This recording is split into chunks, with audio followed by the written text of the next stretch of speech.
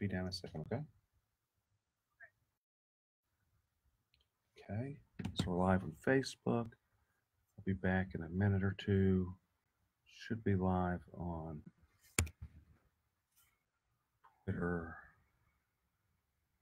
I'm gonna run down and get the guests. So we're live on Twitter? We are. We're live on everything. Okay. I'll be back, folks. This most important thing here.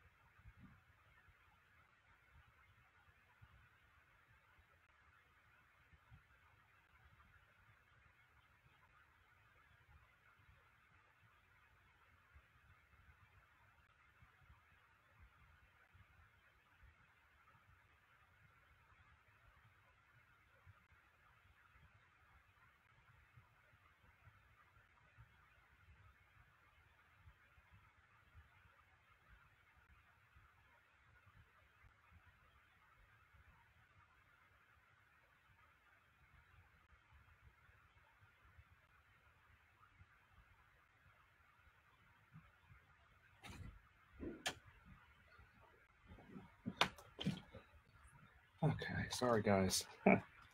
Okay, got the guest. Wendy, she's a gold medalist. Philip should be here in a little bit. Philip Bryant. Just getting started. Oh. Okay, let's try to. So yeah.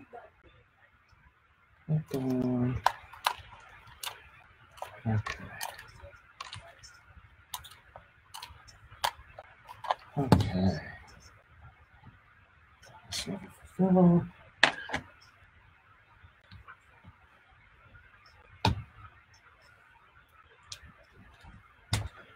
Okay.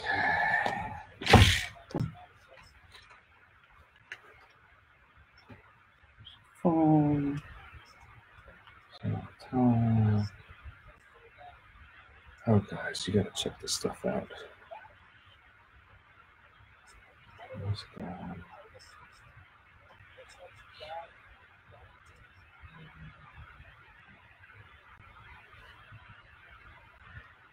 Okay. Itchy beard. Oh.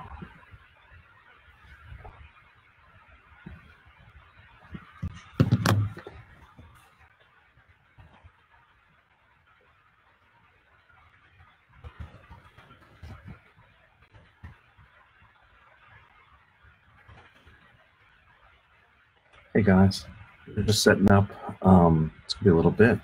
I got some real wild stuff. Talk to you guys a bit about Sylvia Garcia. The news isn't talking about this very much. My final thought is that this situation between me and Sylvia. My final thought is that this situation between me and Sylvia Garcia, this was not an isolated incident like the Brett Kavanaugh, Christine Blasey Ford situation. Mine was in the workplace and outside the workplace. She just continued, any little opportunity she had, and this was a pattern of events. It was a series of events, and they're all documented. And again, my grievance is still open. Wild. I gotta grab the other guest. I'll be right back, folks.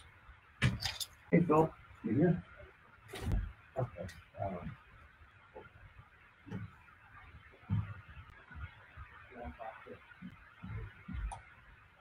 Have a seat right there, Wendy. I'm gonna go grab Phil. I'll be right back. Okay, right here. We're live on right there's there is social media going on. It's all okay.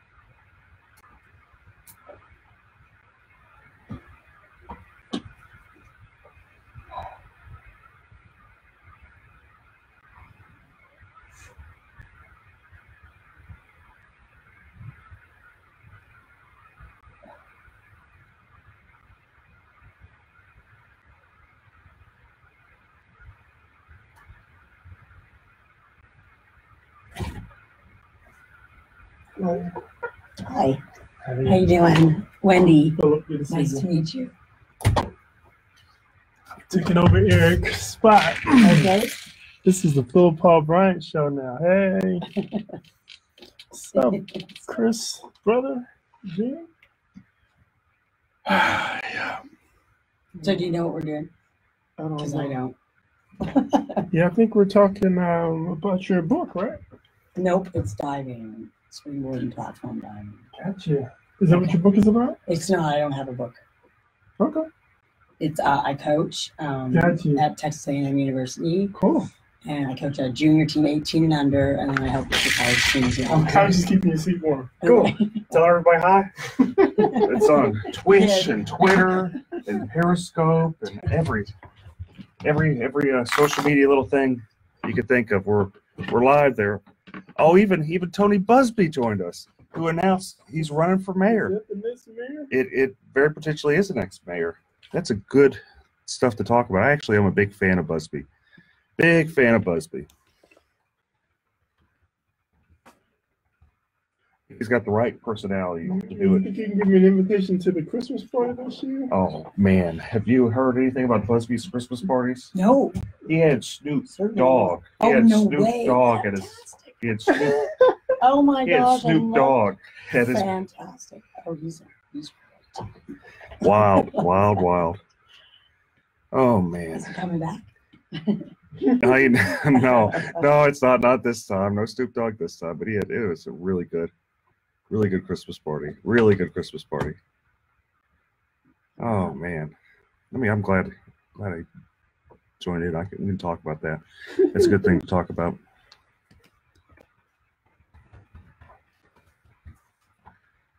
Okay.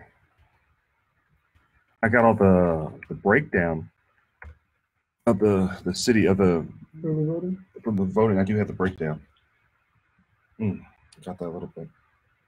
I got this video about Sylvia Garcia's, the woman that says Sylvia Garcia sexually molested her. Very fascinating. Have you seen this, Philip? Mm-mm. My final thought is that this situation between me and Sylvia Garcia, this was not an isolated incident like the Brett Kavanaugh, Christine Blasey Ford situation. Mine was in the workplace and outside the workplace. So she just continued. She's saying Sylvia Garcia sexually assaulted her. And this was a pattern of events. It was a series of events, and they're all documented. And again, my grievance is still open, and Sylvia Garcia still has not responded to sexual harassment. Mm-hmm. The sexual harassment that I wrote back on July 29th,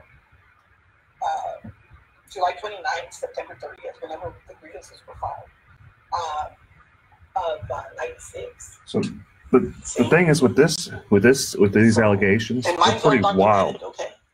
So we'll go more into it on the show. They're very wild.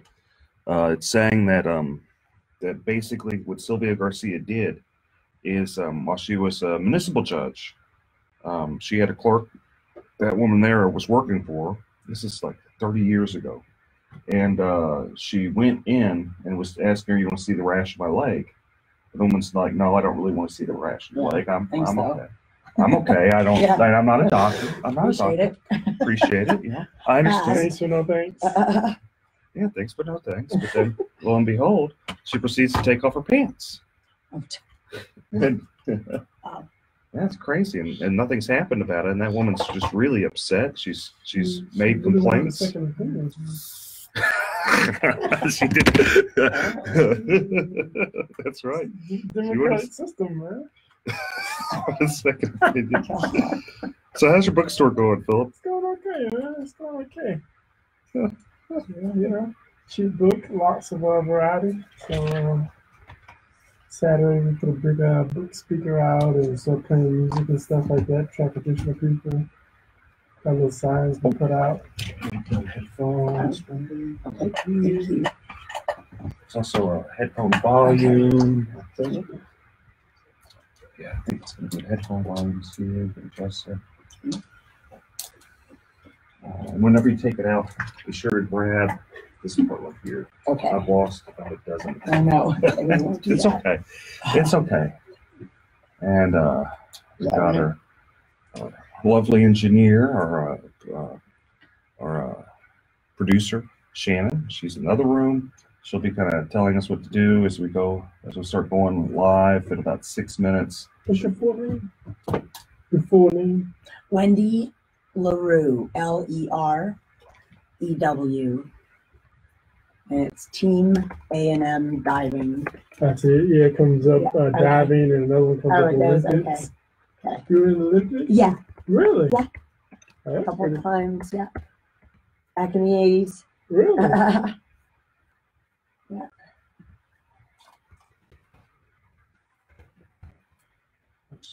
Awesome. I really do appreciate you joining us, Wendy. Oh no, this is a great opportunity. I'd love to talk about my program a little bit. I'm trying to build it. Like I've been doing it for a while, but we have a little gap as far as how many kids. I've had a couple of kids in Olympic trials last year. Excuse me. Mr. J. LaRue, that your husband? Yes, yeah. He's the head Texas A&M coach. Wow. That's awesome. Yeah, he was a two-time Olympic coach. And the Texans are they're doing something. We might go somewhere else. Yeah, at Texas A&M, you mean? Oh, well. He's A&M. Oh, he's A&M? Yeah, diving coach as well. Oh, cool. Yeah, not football. I coach the football. No, just kidding. I got y'all confused. Yeah, that's okay. Yeah, so we coach. I coach for the U.S. national team as well, junior national team. And he was like a two-time coach, and he wasn't my coach, but so I was been running a program there for about 8 years at Texas A&M, and it's 18 members, so junior kids. We call that junior diving, and they're the ones that are getting ready for the Olympic trials and getting ready for college scholarships, that sort of thing. So kind of how we do this is there's going to be 4 segments. The first segment, I'm going to kind of talk a little bit and bring Philip in, and we might bring you in we're going to go over different topics of like general stuff that goes on. About the third segment is going to be when we're going to focus on you and all the stuff that you've done, and then we're going to kind of tie it in with the last segment, kind of tie in what you've done, kind of summarize all we've done. for all we Okay. talked about. Super. It's kind of so. We'll start. I'll just keep my mouth shut. Till No. I'm spoken to. Yeah. That's you can feel free to chime in.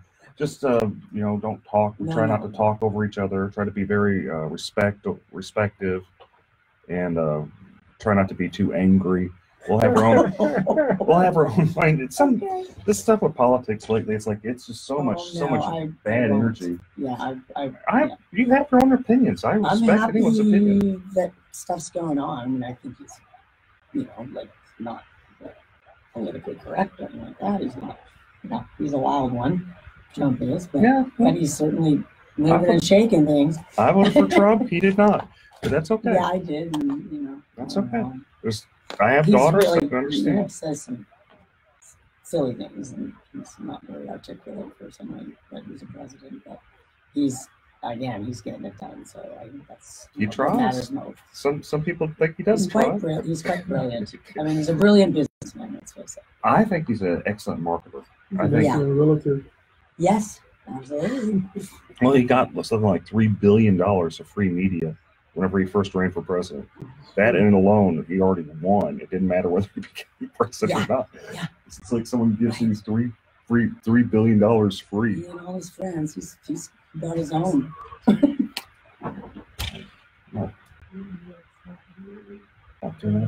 Hi, this is Eric Dick, and I think it's important that you know your rights. If your homeowner's insurance company has denied or underpaid your claim, you have the right to hire an attorney. You have the right to call me for free consultation at 833-7-RIGHTS. That's 833-7-RIGHTS. Don't let your homeowner's insurance company take advantage of you. Call me today at 833-7-RIGHTS.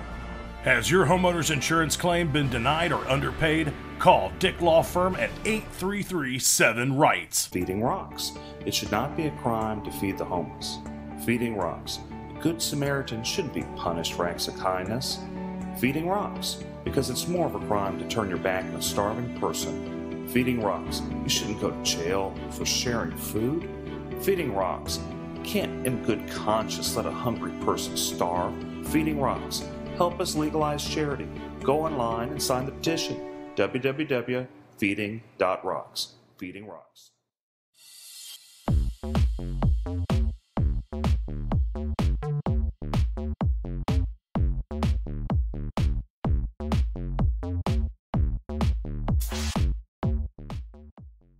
I got about 3 minutes.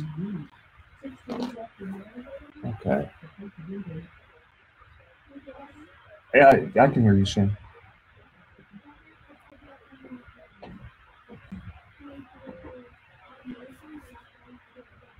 Okay.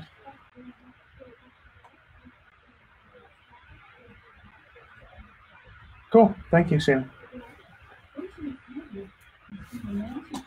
We're about to go. Another minute or so. Okay.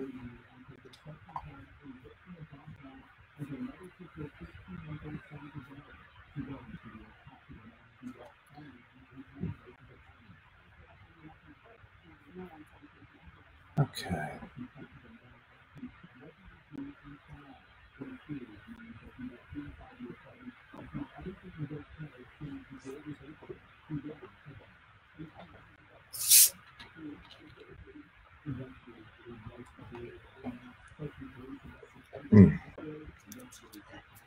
Doing the Topo Chico.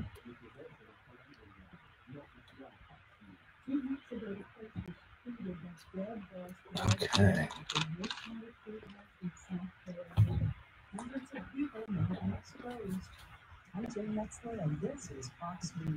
Okay, we're all going nice and strong. It's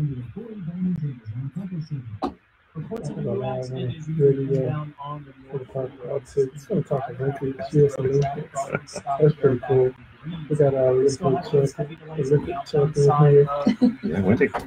We're on the Eric Big Show. This is King PRC 948.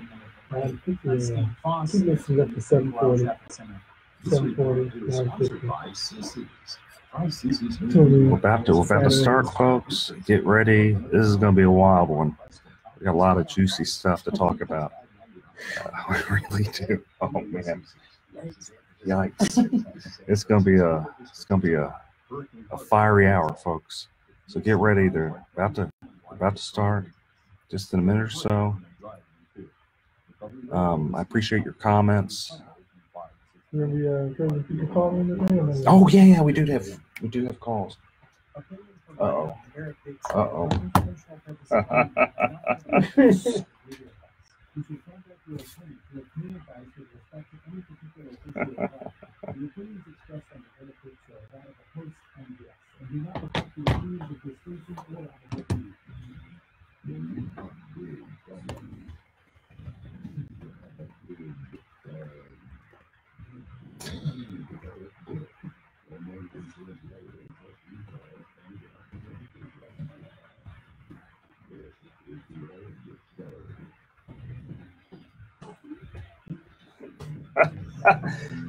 Oh my goodness. Oh wow. We're back. We're back again.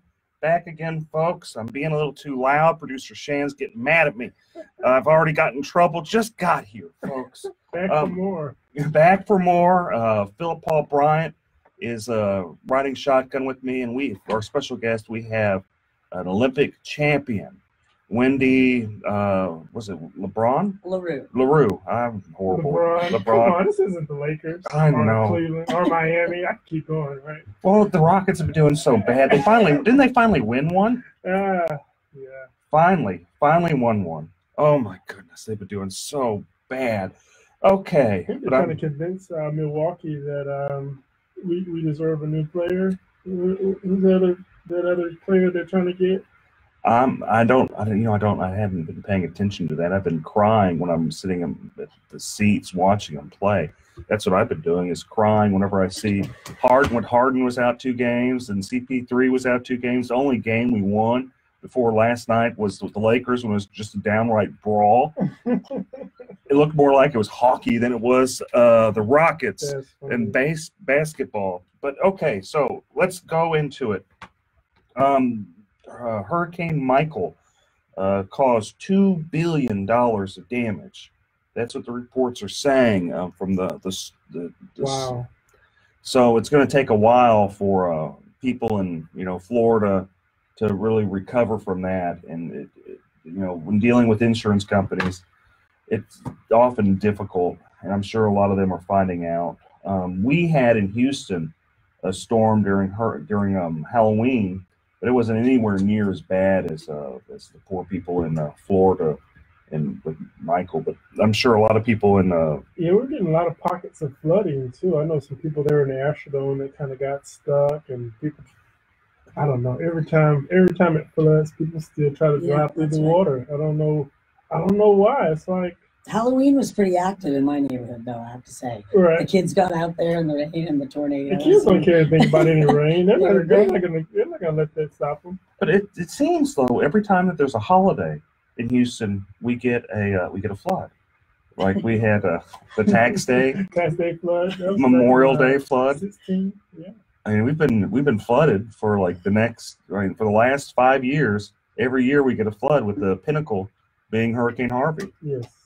So my question is, we got Tony Busby, who's a multi-millionaire attorney that has some of the best Christmas parties out there, folks. I'm just telling you, the best Christmas parties that ever Let's see if were. I get on the list this year, man. That'd be. I can't really vouch for the Christmas parties, man. I seen it on your social media. I saw you go live at the Snoop Dogg concert, but unless I'm gonna personally get an invitation, man, I don't know. Yes. I feel like the party isn't cool unless Philip Paul Bryant is there. That's just my perspective. Maybe I'm being biased. Me too, actually. But back in high school, the party wasn't cool unless the coolest people in the school showed up, man. And he's wrong for not inviting Philip. But my question is, I went on a tangent about his Christmas parties. They really are all that in a bag of chips. But he decided he's going to run for mayor. He decided, and he called it way, way early. Like, you don't even have the current elections happen yet. Yeah. Is this just some rich guy being crazy? Is this like a serious campaign? What do you think, Philip? It seemed pretty sincere. I watched the Isaiah Factor. I watched the Isaiah Factor interview, and Isaiah asked him the exact same question: "Are you serious about this?" And his response seemed pretty sincere. I mean, the rest of the interview was pretty casual, pretty funny, pretty pretty jokingly. But when they specifically asked him, was he going to actually run for mayor? Should people take him serious? I heard a change of tune in his response. So that tells me the guy's giving some pretty serious thought. Is he an improvement from Turner, or is he good, bad, ugly? What do we think? Well, from the perspective of just analyzing him, you're able to kind of get a track record based on Turner. You know, he's had 4 years as mayor, or 3 years as mayor as of now, 26 years as a state representative. So we can actually give him a proper report card. Whether you give him a A or a D or a F, you have the ability to do that based on the actual track record. So with Tony Busby, you don't necessarily have that track record. It's just kind of based on what his view is, what his vision is for the city. And so it's almost an unfair comparison as far as giving them both a report card, because one is just based on ideas, and the other you can actually say, nah, you didn't deliver on this, you didn't fix the potholes, you didn't lower the taxes, you got in a huge fight with the firefighters. I just had to throw that in there. Well, we can go into the firefighters. I had to throw that in there. Right, but to answer your question, I don't necessarily. It's hard to say if it would be an improvement, because it's not necessarily a track record to run on. Running the business is different from running the municipal and the government entity. Well, but he makes a pitch that, look, I don't need the job. I'm not going to take the money. I'm doing this to make Houston like the top of the city that it could be. I go to all these other places. They talk about how much they love London, how much they love New York, but they don't say such fondness with Houston. And I've had enough. I'm going to change that. That's kind of that, and it's early, and maybe it's eccentric for him to say something like that. Who knows? But I mean, is there something to be said about that? I don't know. I mean, if he's willing to give me the $235,000 a year, that he's apparently going to have some sort of voter lottery, I probably have a different perspective. I'd probably be a little bit more optimistic if I had a $235,000 in the bank account.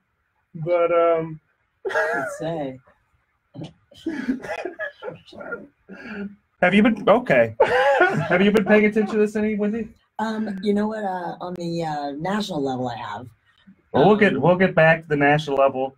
There's a whole lot of great stuff in store for you folks. She's got to tell us how we can participate in the Olympics. Oh, we're gonna get to Wendy. Trust me. We'll be back. Working out, man. These muscles aren't just for show.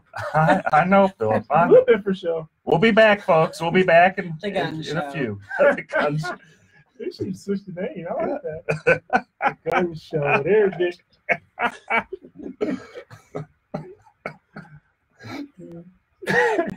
That's funny. They do play Big Gun. That was their choice of the Big Gun, the gun show with Eric Dick. Okay. Oh boy. Yeah, I was like, which way's What's the up, Ronald? Ronald, you still fixing messing up people's Apple computers? Oh boy.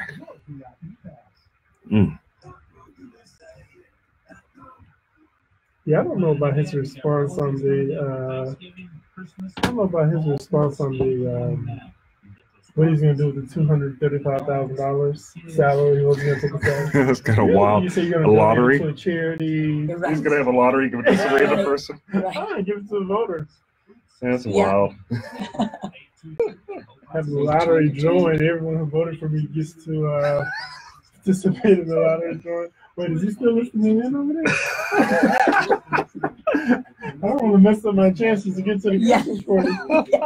That was pretty awesome, man. Coming there with my little Tupperware, man. Like, it was really a good. Take Christmas mine party. to go. I don't really. Really? I'm a connoisseur of Christmas parties. It was by far the best one I've ever gone to. Christmas party connoisseur? Yeah. That's funny.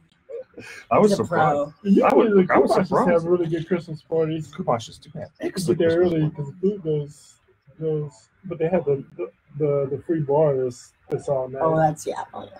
I know that. I'm not going unless they have that. You're right.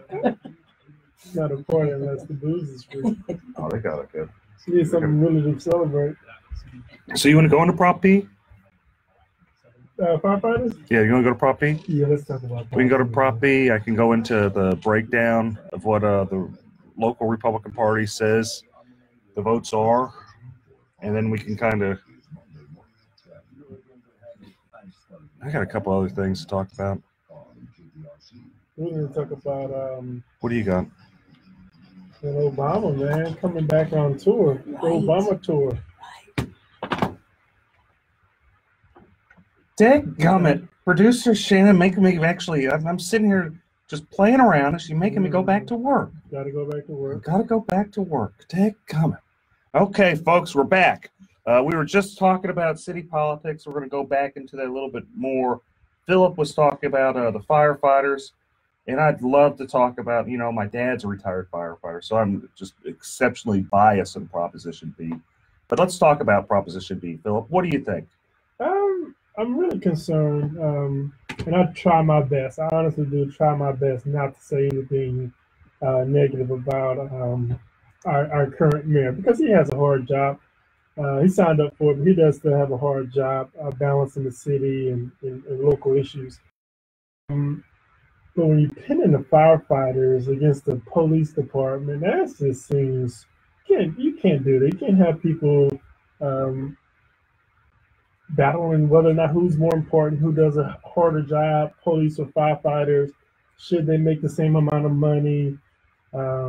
Is Houston firefighters paid lower proportionally than other counties around the state?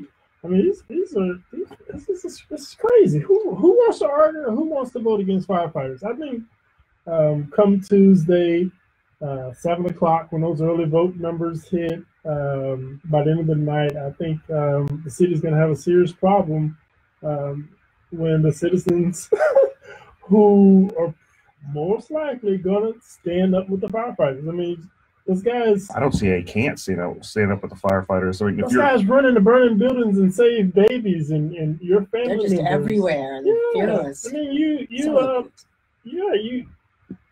you lose a cat in the tree. I mean, they're showing up. Yeah.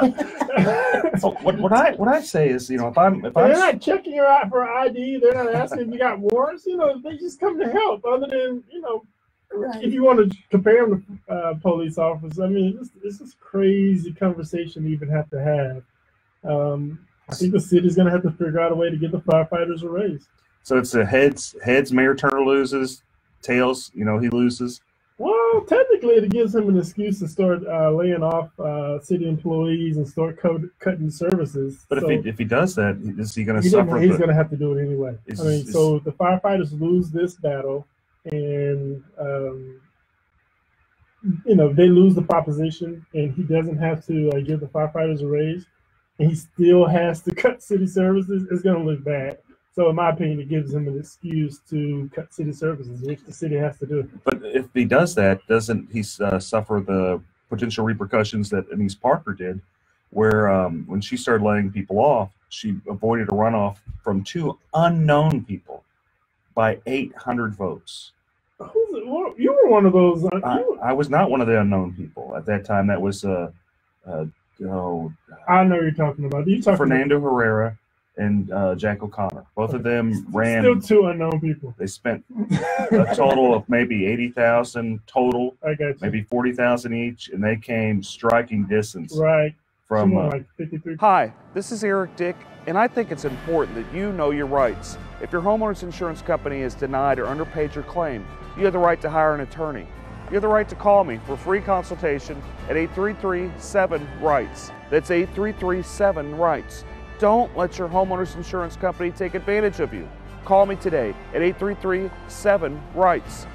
Has your homeowner's insurance claim been denied or underpaid? Call Dick Law Firm at 833-7-RIGHTS. Feeding rocks. It should not be a crime to feed the homeless. Feeding rocks. A good Samaritan shouldn't be punished for acts of kindness. Feeding rocks. because it's more of a crime to turn your back on a starving person. Feeding Rocks. You shouldn't go to jail for sharing food. Feeding Rocks. You can't in good conscience let a hungry person starve. Feeding Rocks. Help us legalize charity. Go online and sign the petition. www.feeding.rocks. Feeding Rocks.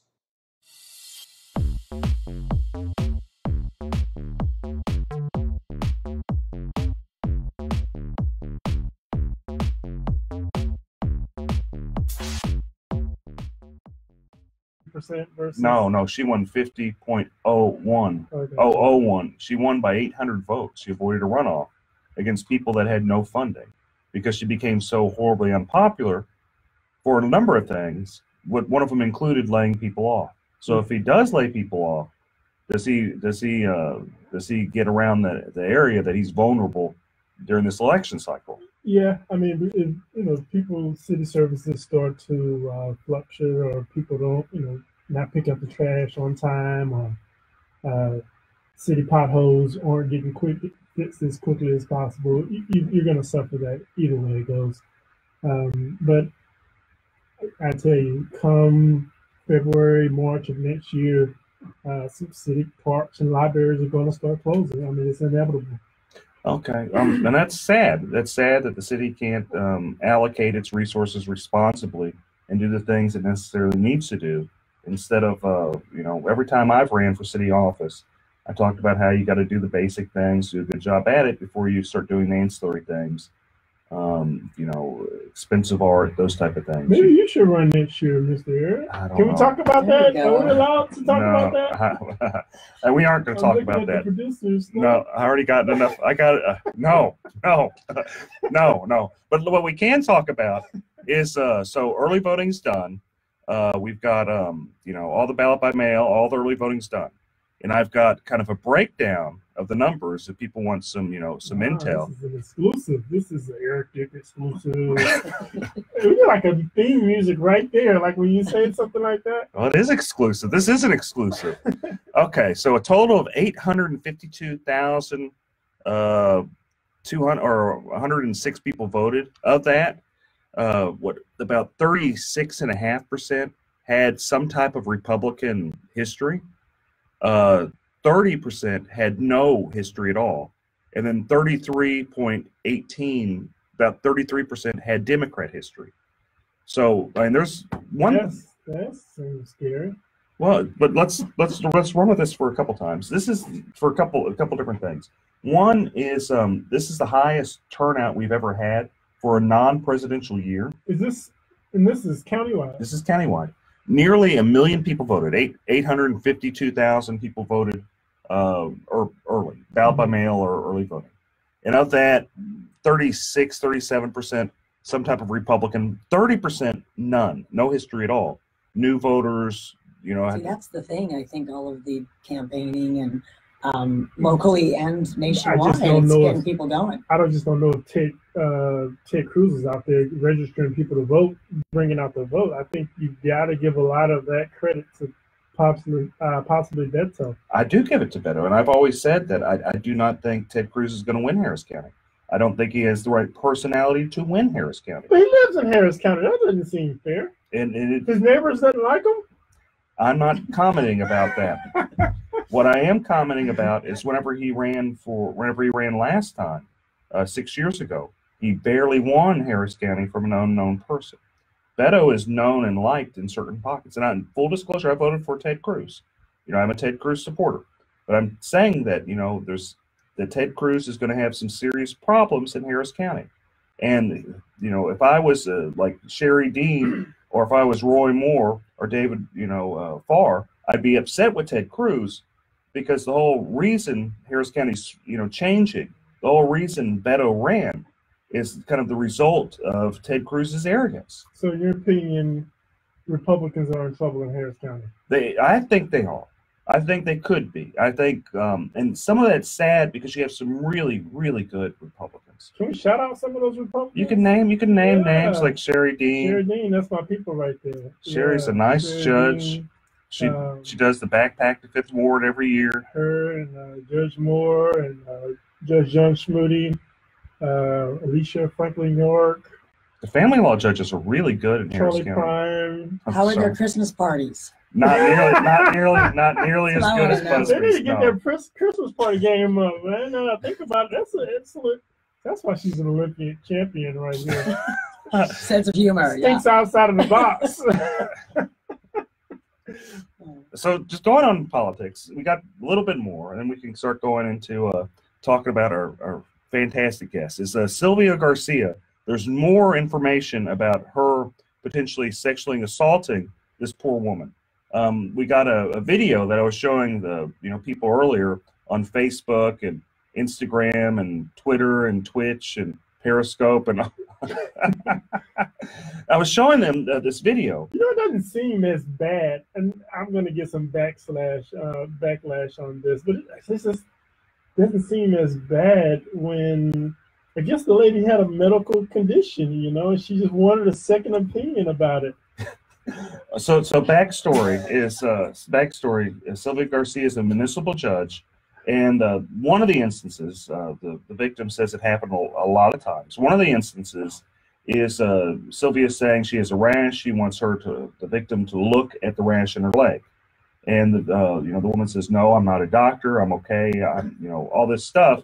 Sylvia continues to take down her pants, show her the rash, and just kind of rub on her. You have to say allegedly. You're the attorney, Eric. You have to say allegedly.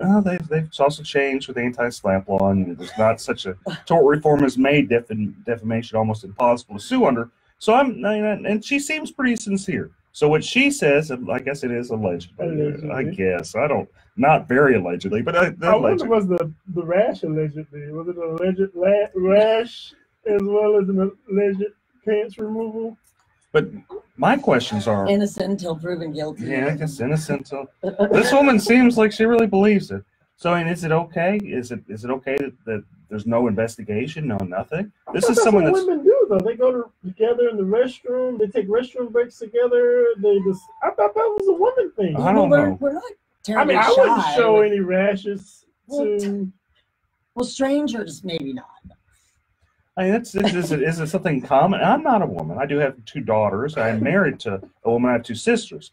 But Wendy, is it something common that women do? I got a rash. You want to see it? No, I don't want to see it. Well, if you're good friends and you're at a restaurant or something, and then you're off to the ladies' room together, that's sometimes, I guess, how it would go. But again, you'd have to be pretty good acquaintances, I would think. Not in a business environment, like it's a judge to a secretary.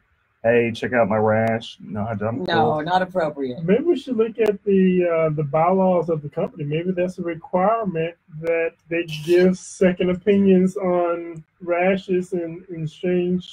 Well, it's the city of Houston. It could be. It's the city of Houston. Stranger things. It is the city of Houston. I wouldn't be surprised. I would not be surprised at all. It's the city of Houston. Okay, so another thing that's going on is there's Erin Swanson. She's been running for a judge. She ousted an incumbent on the Republican side. Oh my goodness! A horrible, biased, corrupt judge, Teresa Chang, who was there maybe 10 years, and she's very experienced. She spent a large amount of money trying to fend off Erin Swanson, who did actually beat her in the primary. This is a gal. She's young. She's 32. She about 5 years of experience, just barely able to run. But there's still some resentment from the corrupt judge, and she's managed to prevent Swanson from getting some of the traditionally Republican endorsements. Now, I find what's interesting is, it's more the business community.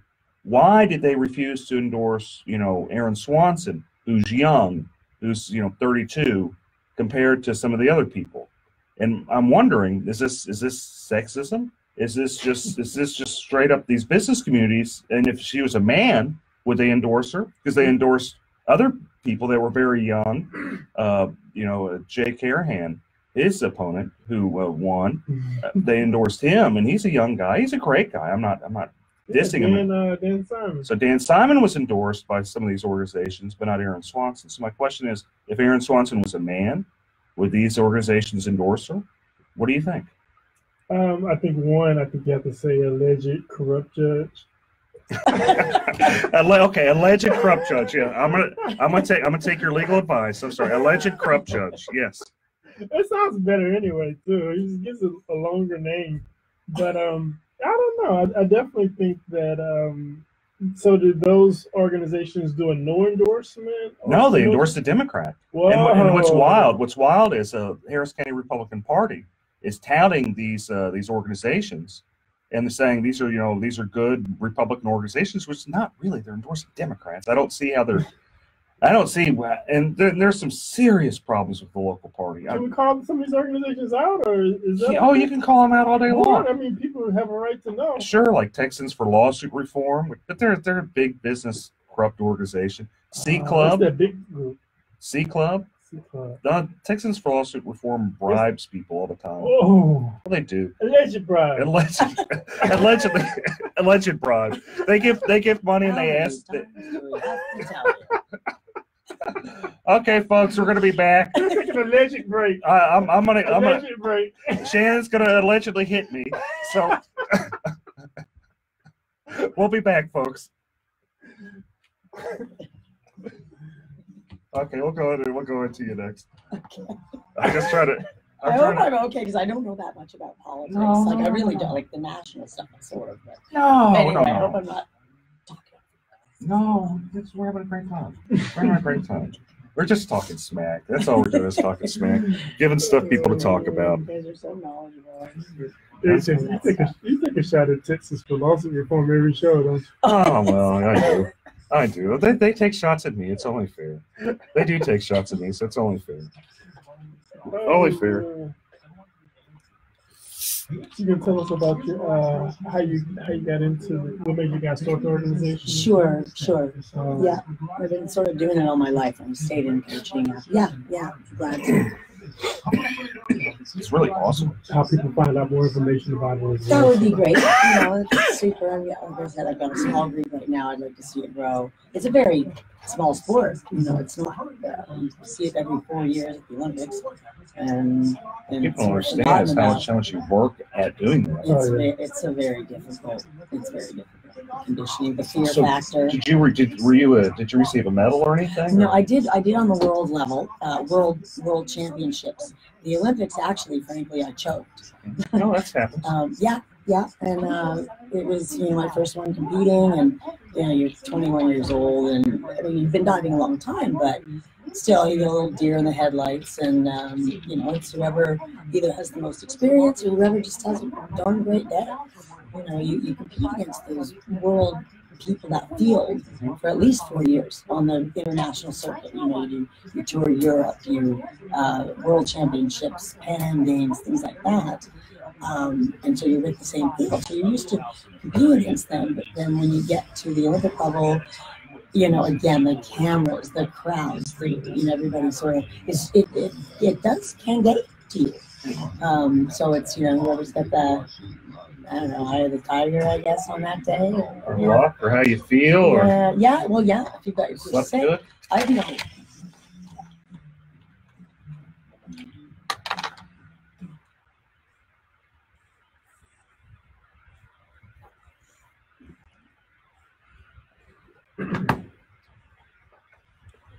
All right, we're at the third segment, the final lap around for the Eric Dick Show. We've got a great guest, Wendy. She is just a great athlete. She is a world champion? You were in the Olympics. Right. Yeah. World Championships, World Phoenix Cup, similar to the Olympic Games, but again, not the huge publicity that the Olympics get every 4 years. So, Wendy, tell me about being in the Olympics, because that just seems just so wild. It really is quite an experience. You stay in a village. You usually get there about 2 weeks before the actual games start. The opening ceremonies is just crazy. I mean, I'm sure you've seen it on TV these days, what the production that they go into, and all the athletes go in and we watch the whole thing. And the closing ceremonies as well. So it's you stay in a village with all the other athletes. The best thing about it is I think that you've got all of the sports there. everybody is sort of at their peak condition and mentally, physically within their sport. And you've got that in common, no matter from where you come, no matter from what country you are. It's just peace and that beautiful thing in common, that you just sportsmanship and you just want to do the best you can and you're rooting for other people too. Really? So you guys aren't like making faces at each other No. and elbowing each other when you're not hoping the other person breaks an ankle on the way? No, well, no, some of the girls do. The girls can be a little catty, you know. The guys are cool. But Pulling Tanya Harding's. oh, here and yeah, there. yeah. The old whack in the knee. Asking you to look at their rash. Never done that and shan't. No. So, you went to the Olympics, which is probably just an amazing experience. How long did it take you to train to get there to Well, be? you know, in the I Olympics? was quite lucky. I did gymnastics. For people, you know, wonder how you find out about a sport like diving and how would you start in that. And you know, gymnastics, cheerleading, dance, things that are sort of acrobatic. Anyway, I did gymnastics till I was 12. So when I came on into diving, I made the Olympic team when I was 14. So only 2 years of training in diving after all the experience in gymnastics, the changeover was quite simple for me, and I was very lucky, and made the team as a 14-year-old. Now, that was the year 1980. Boy, am I dating myself. Oof. 80s were good years. Well, there you go. Thank you. But it was the year that Jimmy Carter boycotted the Olympics. Oh. So that was the year we didn't get to go. Oh. And that was all right, you know. And my sister and I made it together. She was 13. But She was a you know, diver as well? Yes, yeah. But we had another, 4-8 years left. Hi, this is Eric Dick, and I think it's important that you know your rights. If your homeowner's insurance company has denied or underpaid your claim, you have the right to hire an attorney. You have the right to call me for free consultation at 833-7-RIGHTS. That's 833-7-RIGHTS. Don't let your homeowner's insurance company take advantage of you. Call me today at 833-7-RIGHTS. Has your homeowner's insurance claim been denied or underpaid? Call Dick Law Firm at 833-7-RIGHTS. Feeding rocks. It should not be a crime to feed the homeless. Feeding rocks. A good Samaritan shouldn't be punished for acts of kindness. Feeding rocks. Because it's more of a crime to turn your back on a starving person. Feeding rocks. You shouldn't go to jail for sharing food. Feeding rocks. You can't in good conscience let a hungry person starve. Feeding rocks. Help us legalize charity. Go online and sign the petition. www.feeding.rocks. Feeding Rocks.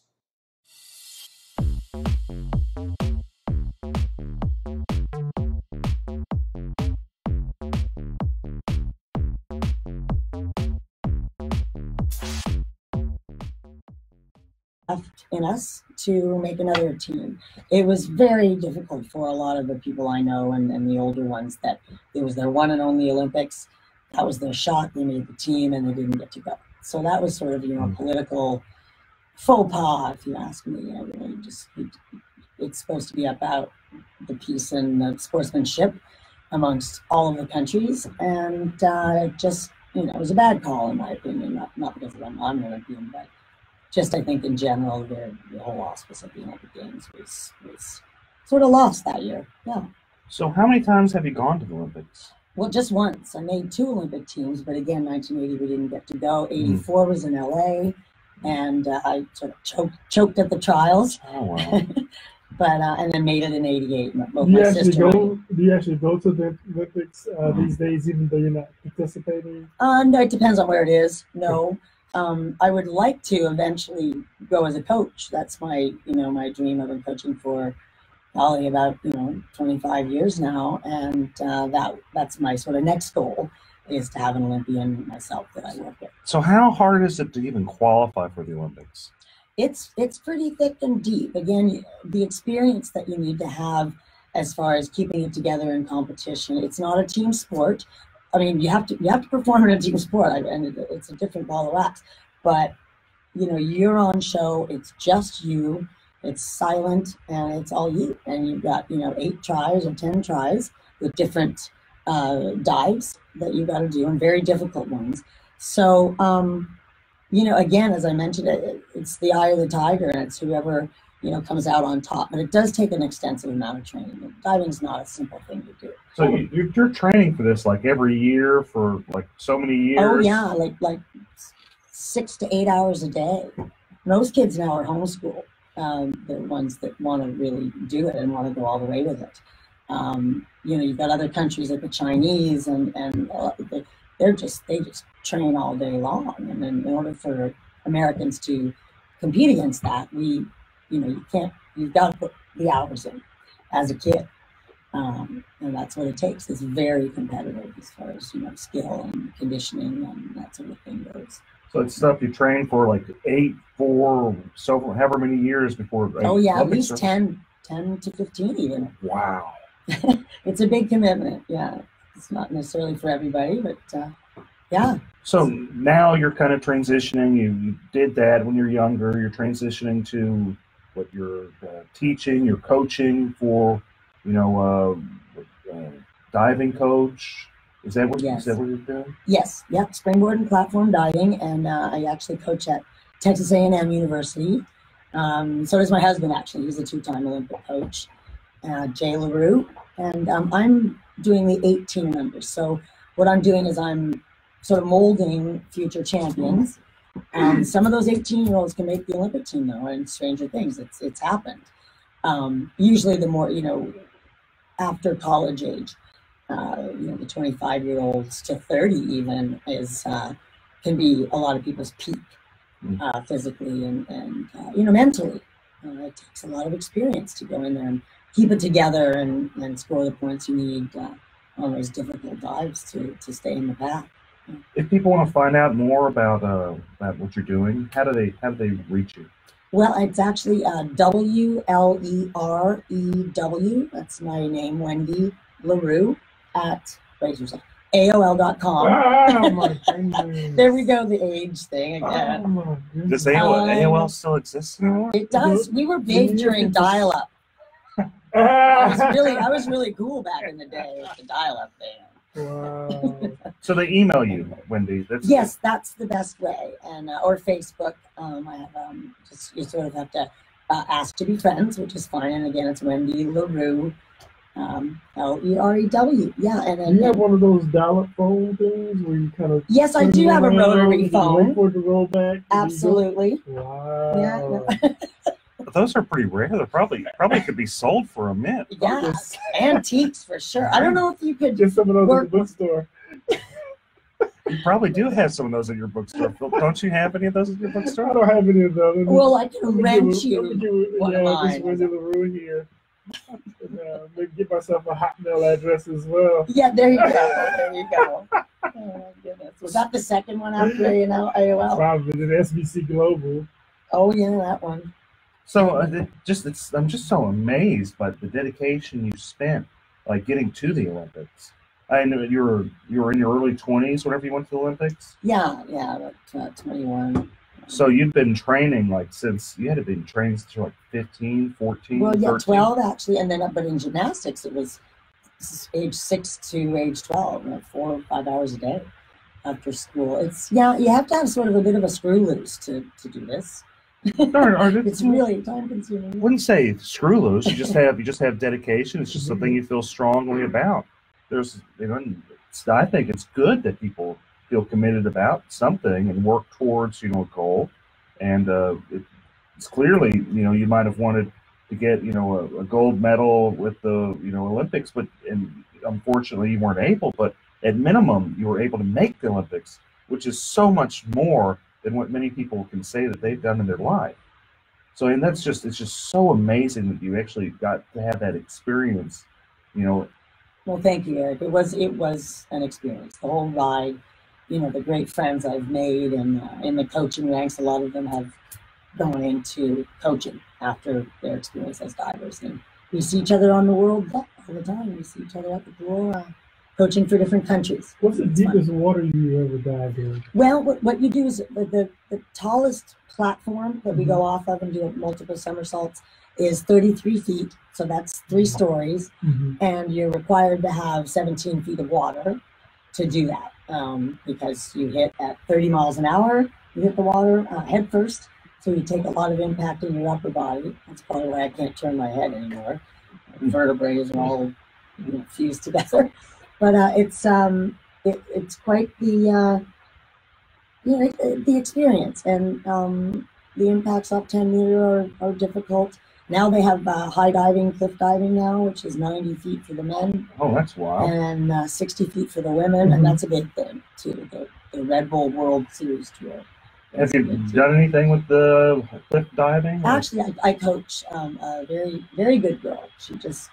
She actually holds the record. She's brand new. She went to Texas A&M University, and her name is Jessie McCauley, and she's on her way to compete in the World High Diving Championships actually next week. Well, that's exciting. Yeah, and she's good, and she holds the world record for the highest scoring dive, the most difficult dive for a woman, and the highest scoring one. She had straight 9s from the judges, and so proud to say that I've sort of broken in the high diving ranks, and hopefully that'll be in the Olympics someday soon. How young do you go as far as coaching? How young as a coach? Well, while you're a diver, a lot of times you start. How young will you go? 12-year-old, a teen? Oh, excuse me. We start them at 6. Wow. And go to at least 18 to 25. Yep. Well, that's great, Wendy. We're going to take a quick break, and we're going to be back for the final segment. Thanks, guys. Thank you. Thank you very much. That's fascinating. Hey, is it true what they say with the water? Like, it's almost like diving into concrete unless you do it right. That's real. Yes, you hit at 30 miles an hour, and if you're not going straight in, you're going like that. You get impacted. You get smacked around. Like honestly, my back and neck hurt. Springboard divers do okay. They're 10 feet off the water. It's not that serious, but the higher the 3 stories up. So you really doing this little arrow thing? You really breaking that water? Yeah, you're doing it. Hey guys, feel free to call in 713-212-5950. 713-212-5950. We're going to be taking calls. And try to go in the spot. And there's a fear factor involved. It's not for everybody to go up there. Yeah. I wouldn't even go up to the 30 feet. Oh, yeah, you would need to stop by and come Jump off of my high schools, maybe. Yeah, and you don't know when you're going to hit the water. So it's like, what you do, you have to be a little bit. I mean, I don't mean look at schools to try to train these things out on the bathroom, but diving is just sort of, you got to be a little eccentric, I think, to hurl your body off that height and pray that you land well. I got to ask, how do you feel about Larry Nassar in the U.S. Olympics? Oh, who? Larry Nassar. Why don't I know that? He's like some type of pervert. Good heavens, no, I've not heard of him. Oh, are you serious? He's just. That's one of the comments. It's just a comment. No, it's just a comment. It's a comment on the social media. Chris sometimes he's on the show too. So he's being funny. Yeah, he's just wondering. Oh, Chris said that? Yeah. Tell him I said I can handle it. I'll be fine.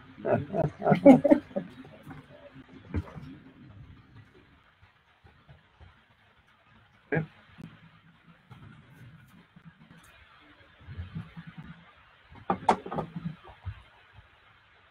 All right. Yep. We're back. We're back for the final segment of the show. We had a great show, great guest, Philip.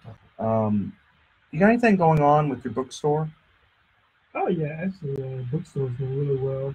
We've got some huge sales going on. So we just sell $2 kids books, $2 and under kids books.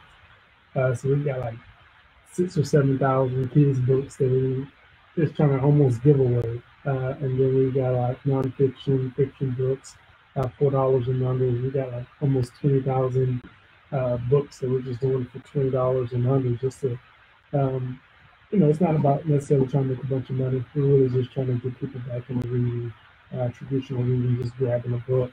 I know audiobooks are pretty popular. People like Kindle and stuff like that. But even having your kids watch you read and read them stories as well. I agree. It's brain exercise, and it's such a shame that it seems to be that books are becoming a lost, and it's so fast how it's progressed to where there's online computers. Yeah. But where's your store at, Phil? We're at 3314 Lyons Avenue, so we're about a mile and a half on the outskirts of downtown or in the Picklewood area. And this is just like a cool little place where, hang out, got a couple of couches in there. Hopefully you don't just read the book and then put it back and they're too cheap, and you might as well just take it. $2 a book. $2 a book for a kid's book, $4 for regular books. Great for Christmas, goodness. Right. Yeah. Huge, got a huge religious section in there. We've got some legal books in it. I'm just going to see me sneaking around. That's where I get my books at. Is Phil Paul Bookstore. And they have the definition of allegedly. Right. I need to get black. Allegedly $2 kids books. I need to allegedly get a Black's Law Dictionary. Philip's going to highlight allegedly real big for you. You want to say this? You don't want to say it? You say alleged. Right. Yeah. Man, but what's more interesting is that you guys should make sure you guys are following Eric Dick on the Facebook. You'll see me on there. I'm all over his page. But make sure you follow Eric Dick on Facebook.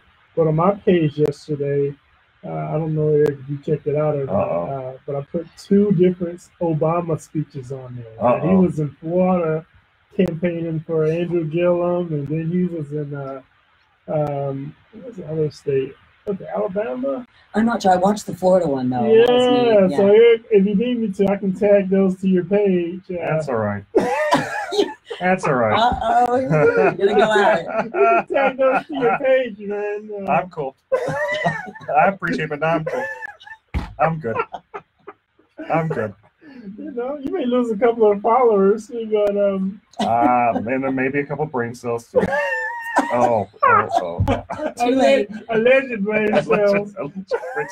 So what do you think of the, if we're going to talk politics, since that seems like what you want to do, what do you think of the Beto versus Ted Cruz? Let's go on that.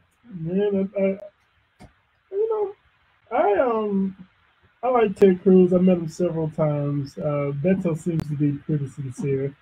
I actually had some serious concerns about the DWI and the fleeing scene.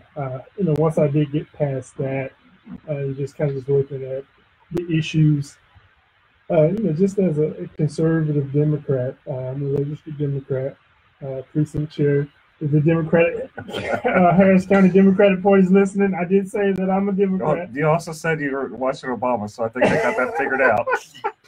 They call me in the meetings every so often when I endorsed people like Sherry Dean and Roy Moore. They have a sit down with me at least once a year. And yell at you. What are you doing? Yeah, I had to read the oath again. But, allegedly. The alleged oath. But the cool thing about someone like a Ted Cruz, you don't have to worry about restroom issues, LGBT stuff creeping up into the schools and into the public life. And so that is one thing. That is one thing that you kind of do have some assurances about. Taxes. You got to pay taxes. They're going to build roads. They're going to have to fund the schools and stuff like that. So taxes isn't that big a deal. I'm a tax guy, so I know how to get around it if they try to tax me too much. But with Beto, even though he does have some good ideas, I do think teachers should be paid a fair amount. I think it's just what's more important to the individual voter. I think there's a lot of excitement out. Every year they say this is the most important election of your lifetime, and every year we go for it. But we'll see what happens. We'll see if the actual voters show up, not just in Harris County. Texas is a lot bigger than Harris County. It is very. Hi, this is Eric Dick, and I think it's important that you know your rights. If your homeowner's insurance company has denied or underpaid your claim, you have the right to hire an attorney. You have the right to call me for a free consultation at 833-7-RIGHTS. That's 833-7-RIGHTS. Don't let your homeowner's insurance company take advantage of you. Call me today at 833-7-RIGHTS. Has your homeowner's insurance claim been denied or underpaid? Call Dick Law Firm at 833-7-RIGHTS. Feeding rocks. It should not be a crime to feed the homeless. Feeding rocks. A good Samaritan shouldn't be punished for acts of kindness. Feeding rocks. Because it's more of a crime to turn your back on a starving person. Feeding rocks. You shouldn't go to jail for sharing food. Feeding rocks. You can't in good conscience let a hungry person starve. Feeding rocks. Help us legalize charity. Go online and sign the petition. www.feeding.rocks. Feeding Rocks.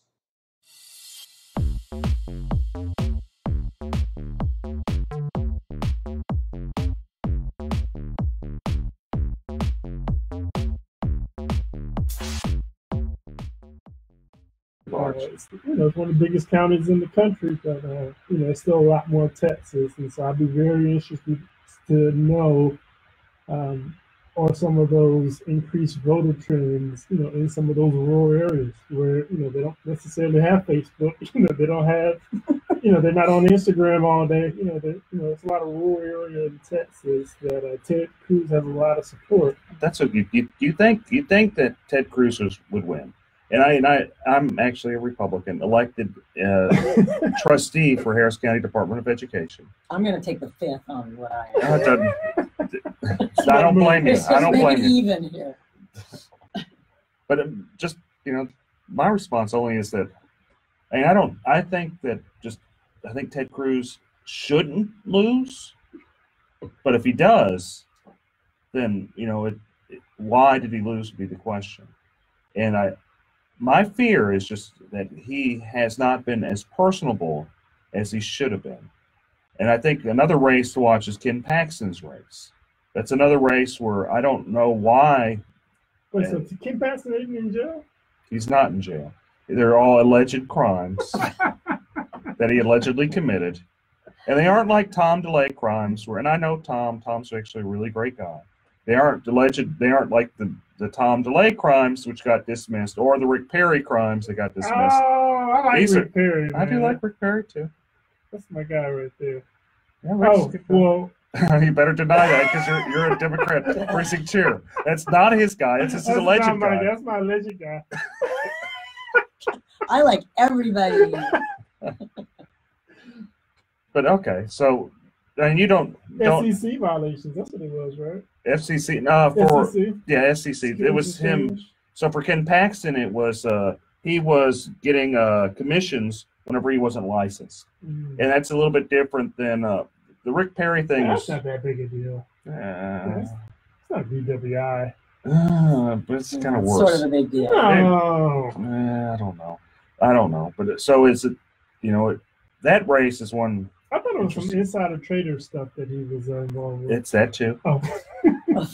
Allegedly. Allegedly, that too. Yeah. But it's about 3 counts. This case the case has been going on a long time, and I don't know, man. I think he's the most vulnerable out of them all. I really do, and maybe it's just me being an outsider looking in. But I think my fear is, and of course I didn't vote for George Bush either. I couldn't vote for George Bush. I can't. All Bushes aren't bad. How did you? I'm not. Did you allegedly support George Bush? You like allegedly? No comment. My family was fought in the Alamo. I can't support him. He wants to get rid of the Alamo. I wonder how can I tell my how can I go to Christmas with my family and say, oh yeah, I support George Bush. Well, aren't you a Darce? Actually, aren't you? Dick has an awesome Christmas party as well. We want to be quiet. We want to be quiet about that. No. Shh. We don't have Christmas. We don't know what Christmas is. And there's no allegedly Tony Busby party. No. Pretty awesome. Okay. Got Tim on the grill. Yeah, Tim does a good job. Him down at Phil Paul's Barbecue. What's going on with your barbecue restaurant? And we're opening up on the 16th of this month. So November 16th. We're going to come talk about it. Maybe even get a couple of sponsorship plugs in between some of those Dick commercials. Eric, that's Eric, Dick. Okay. Can't you say your name by itself? I got you. Okay, I'm trying to keep a straight face here, folks. Trying to keep a straight face. Okay. Okay, so a couple other things I had kind of here to talk about. Texas windstorm, I'm a homeowner's insurance attorney. If people are having problems with their insurance involving property disputes, they're welcome to go to my website, www.dicklawfirm.com. You can add me on Twitter @DickLawFirm, Instagram @DickLawFirm, Facebook @EricBDick, or just any other social media. I'm on probably them all, and I do post these videos of us being here at AM 950 on all those social media. I just saying that as a little of background, people where they can connect with me. Just reminding people that I am a homeowner's insurance attorney. If they're having problems with the storms from Halloween, feel free to call me. I do free consultations or represent people on contingency fee. But anyway, now that I got my shameless plug with me, so there were some problems with Texas windstorm. They requested a hike for liability limits, basically to increase their liability, and it was denied. And we're gonna have to talk about that next week, folks. Can we talk about city elections next week as well? Oh, we're gonna talk about a lot of stuff next week. If you guys want to get alleged Bill King supporter, allegedly. Okay, folks, thank you guys so much. Thank you for tuning in. I'll see you next week. I really appreciate it. Thank you, producer Shannon, as always, for doing a great job. Wendy, I really appreciate you being here, and Philip Albright. Shout out to Chris Carmona, who's having a great time, probably in China. China. You gotta say like China. Donald Trump says. China. Thanks, folks. Next week. China? Okay. Okay. So we're going to end. Thanks, you guys, for tuning in. See y'all next week. You have a great day.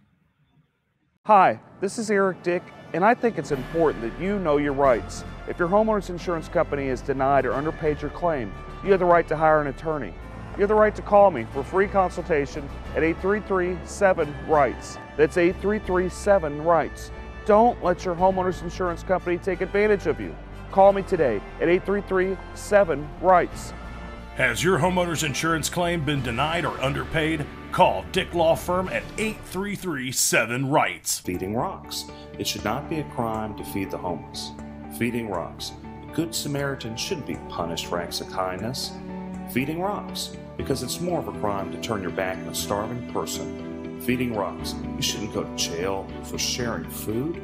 Feeding rocks. You can't in good conscience let a hungry person starve. Feeding rocks. Help us legalize charity. Go online and sign the petition. www.feeding.rocks. Feeding Rocks.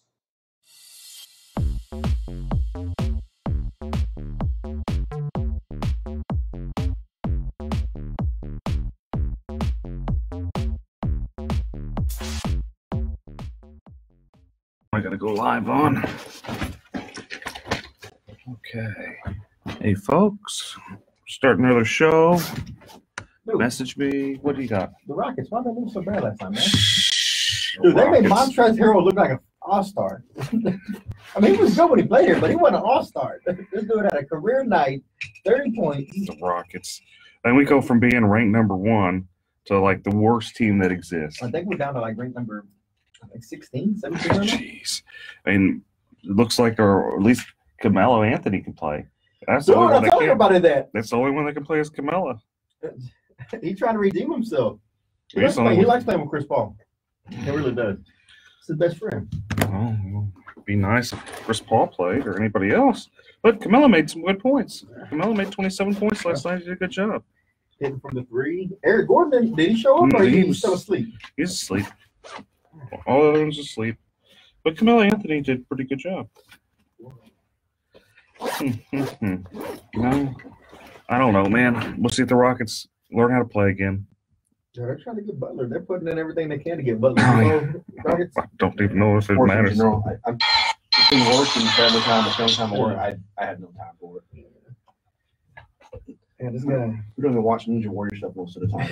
It was a Monday nights. You see Monday nights in USA, or it used to be.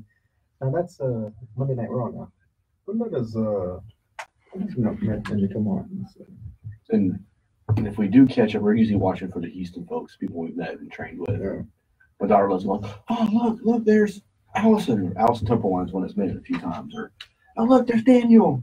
Daniel Gill's one of the biggest names in the sport right now. He trains at that gym. Okay. It's kind of hard to miss with this pretty boy hair. Well, him and his wife have the same hair. It's amazing. From the back, they look almost identical. He's a little bit taller, but not much. Be glad he got hair. At this point in my life, I'd just be glad if I had some. Me too. It fell down in my bag. I didn't have that in my youth, but now I do, so I know what it is. Oh, well.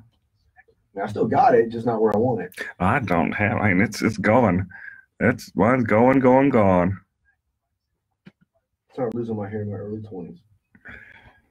So I was at a CVS going to law school. And I looked, I'm like, man, that guy sure is going bald. And I move, I'm like, oh, dang, that's me. Yes. That mirror up here like this to watch for shopping. And we can see the back. Man, that guy sure ain't got no hair. I move a little bit, I'm like, oh. I'm glad that's not me. And it's only gotten worse and worse. And he gets some of the shoe polish just kind of put back there. So. The hairspray? Tattoo your head with black so it always looks like you have some on there. Might as well at this point. Man, I don't know, it's starting to hurt on the top that's standing out. No, yours is fine. It's because I comb it this way, you can't really tell. But if I go back, you just see nothing but scalp.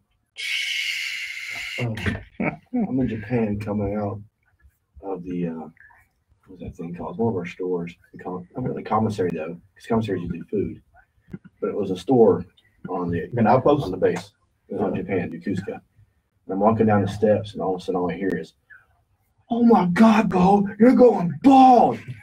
There's a guy behind me. He was an AO. His name was Jason. And shout it out for everybody here. I didn't think much of it. Of course, that night I checked it, and he was right. Big old goose egg right back here. I just never noticed. Well, that's a good thing. That's a good thing is you don't, if it's in the back, you just don't see it. It don't bother you as bad because it's in the back. So at that point, I just started shaving it. I embraced it. I'm not far behind you. It's easier. When I wake up, I have to brush my beard, but not my head. Well, then it transitioned from up top to down low. Yeah, up top to the sides. It's a different brush, sure. Getting older is not for the weak.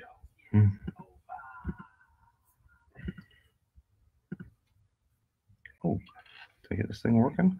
I think I actually got the thing working finally. I forgot how to do it. Now I just remembered. I got it all on the.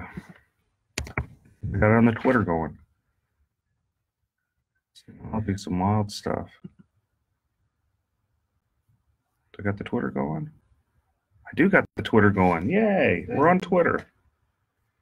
We're on Twitter and Twitch and Periscope and all of them. It's funny, you could be pulling my leg and I wouldn't know or not. I've heard of Twitter, but I'm not very technological savvy. My law partner is Jason.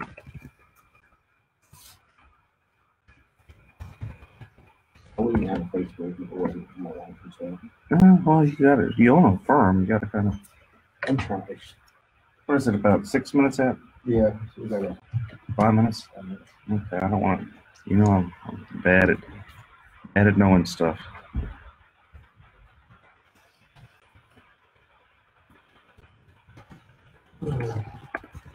I have two main attorneys that are partners.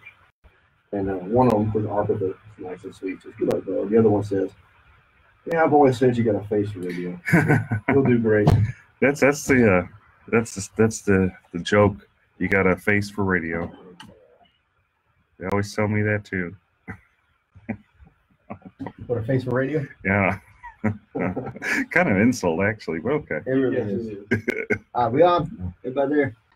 Make sure y'all. Well, not us. You got false alarm now.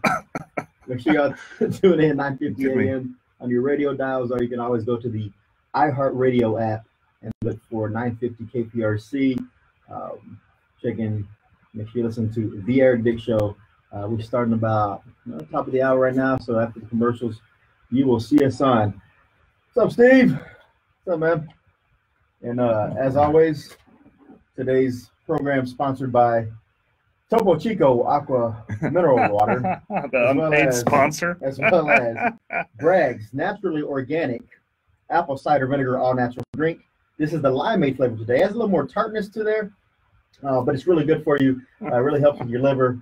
Make sure you get that Bragg's All Natural Apple Cider Vinegar. Does it really help with your liver? With your liver. Huh. Hey, Shelly. How y'all doing? Hey, yeah, we're going to talk about voting today. Make sure you get out there. We're going to talk about that and a whole lot of other things today. Real fun show. But as always, call in 713-212-5950, 713-212-5950. Numbers up in the link or the description. But yeah, if you haven't voted, today is a day to vote. You have all day to get out there. Wait in the line, whether it's short, it's long, it's going to be worth it. You know, I'm supposed to say it doesn't matter who you vote for as long as you vote, but it does matter who you vote for. So get out there and vote for the right people. Make sure you vet the candidates and don't just listen to a bunch of nonsense and bullet points and hype. Yes or no for firefighters. Look, I'm torn on the firefighters. Firefighters kind of get what they deserve because they always support the wrong candidates. That's but true. At the same time, if we don't vote yes for Prop B, then we're never going to force the city to go in there and control their spending. So you got to vote for Prop B. Yeah, I'd say vote for Prop B just because it forced the city to actually rein in their spending, so they stop spending hundreds of millions of dollars on art projects, man. Go back to the basic city services, which the city's supposed to be about. Well, not only that, you know, what happens if we stroke out? If we stroke out, I want the firefighters there.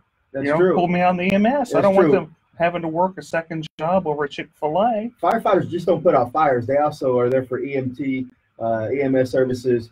If you're stroking out, you're having a hard time, you got an accident, they're usually right there first on the scene to assess the situation. So vote for Prop B.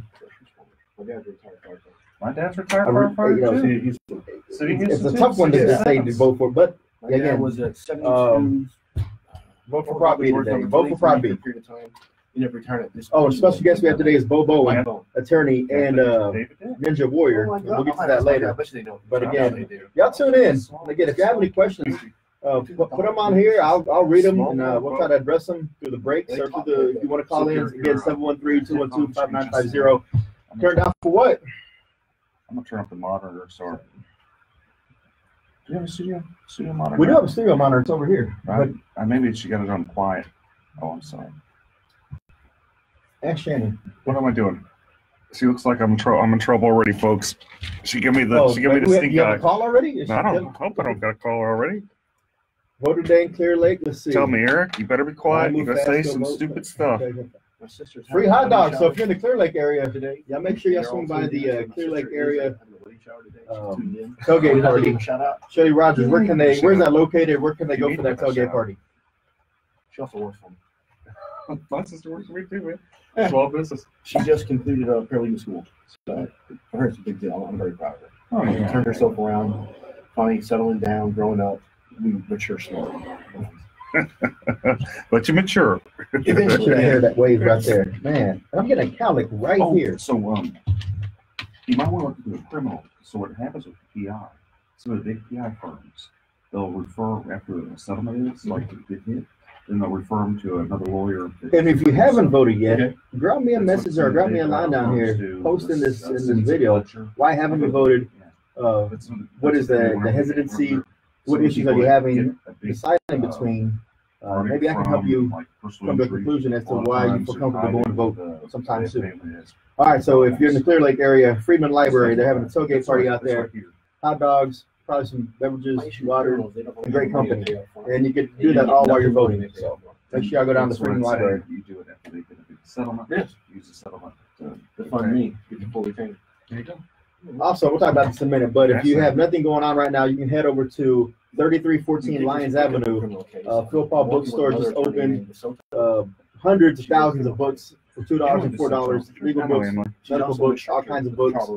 Go check it out. Phil Paul's always doing things for the community, and now he's opened up a bookstore over in Fifth Ward. And I went by there earlier, and so make sure y'all check that out as well. Very much in the influence of emotion versus just the facts. People make a decision based on. If there's any topics y'all want to hear myself, Eric Dick, and Bo Bowen discuss today, drop those in there too. We'll try to fit it in. It's a 30-minute show, then we got to cut to the U of H game. But here we go. Oh no, they're gonna make us go in the air, folks. After traffic should come your intro.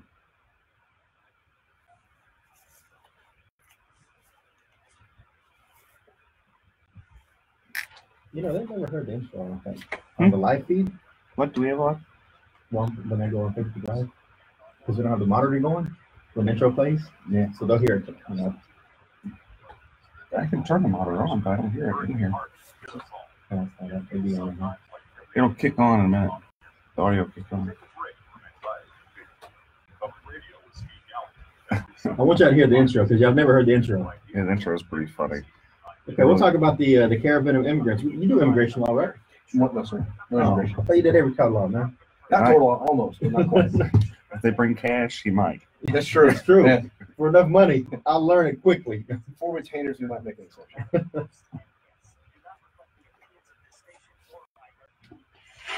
When you've got big problems, you need to have a big,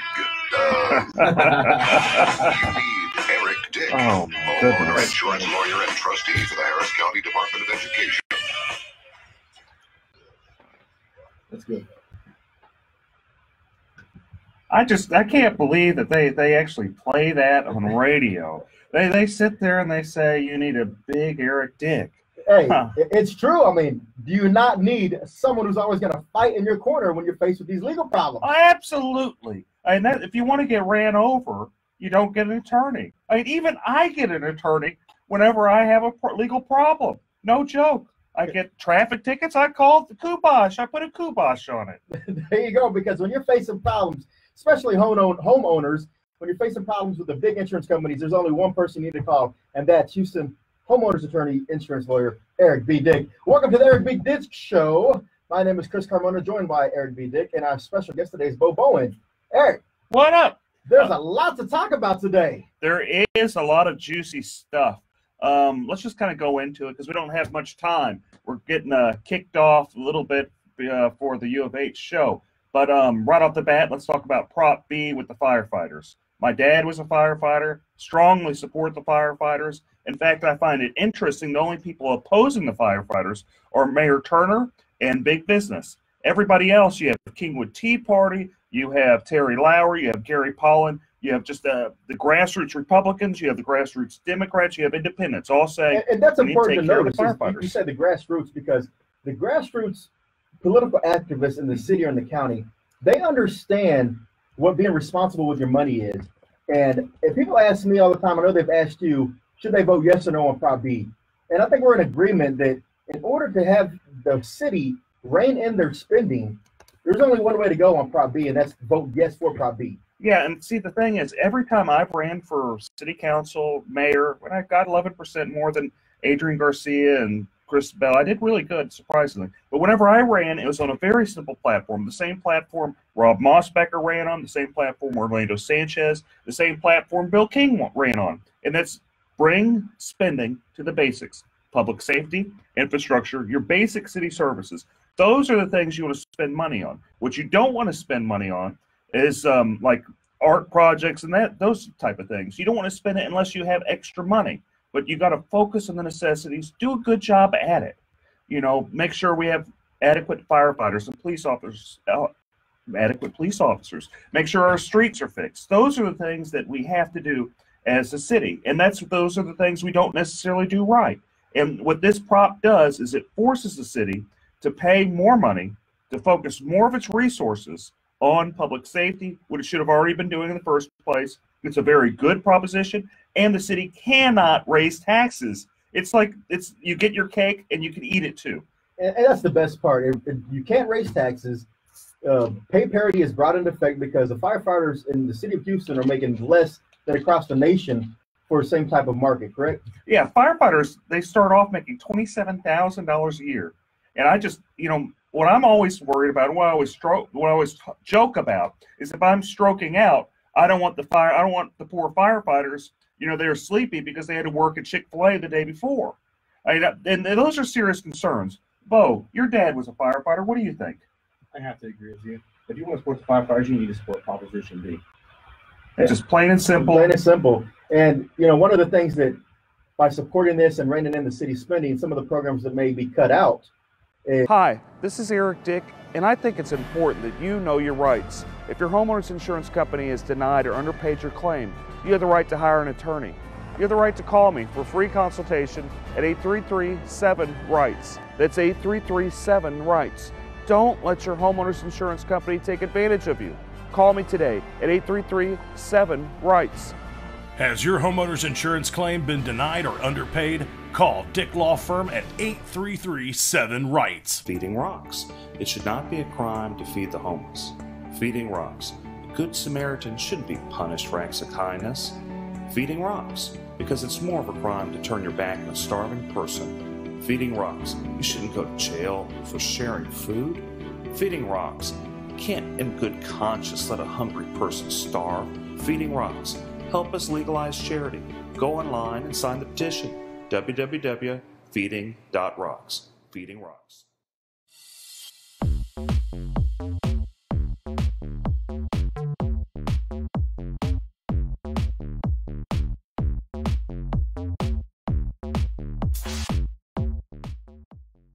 Is additional funding being sent to the City of Houston Public Libraries for unnecessary services they're rendering. That's true. Let's talk about one of the things that's being controversial right now, and that's of the drag queen hour at some of the city libraries. Sure.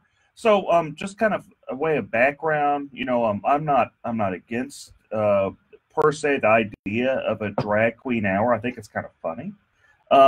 Like my thought is, I mean, why are we doing it necessarily? Why are we using public money for this? And they're saying, no, there's no real public money with it, but there kind of is. The library's kind of advertising it. They're kind of promoting it. They're spending their resources pushing this. And then it kind of gets interesting because you have secular humanism versus non-secular humanism. And these are complicated mumbo-jumbo words. They sound like it. They are.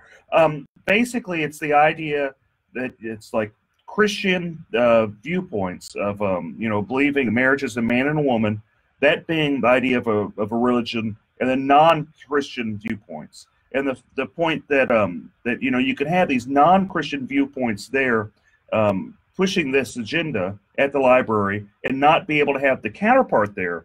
That's where it's not fair, and that's where I kind of have a problem with it. I think that if people could go there and say, look, marriage is between a man and a woman, this is what we believe, then it kind of evens the playing field. But there's another thing that really kind of makes me cringe is I have two small kiddos, and that's not really something I want to introduce them to if we were going to the library to get books and stuff like that. I mean, we kind of want to avoid it at that point. I don't really want to start having to explain to my daughters why this guy's dressed up like a girl. Now, what do you say to the proponents of this hour to say, you choose to go to the public library, and you could always say, for this hour, I'm not going to go there.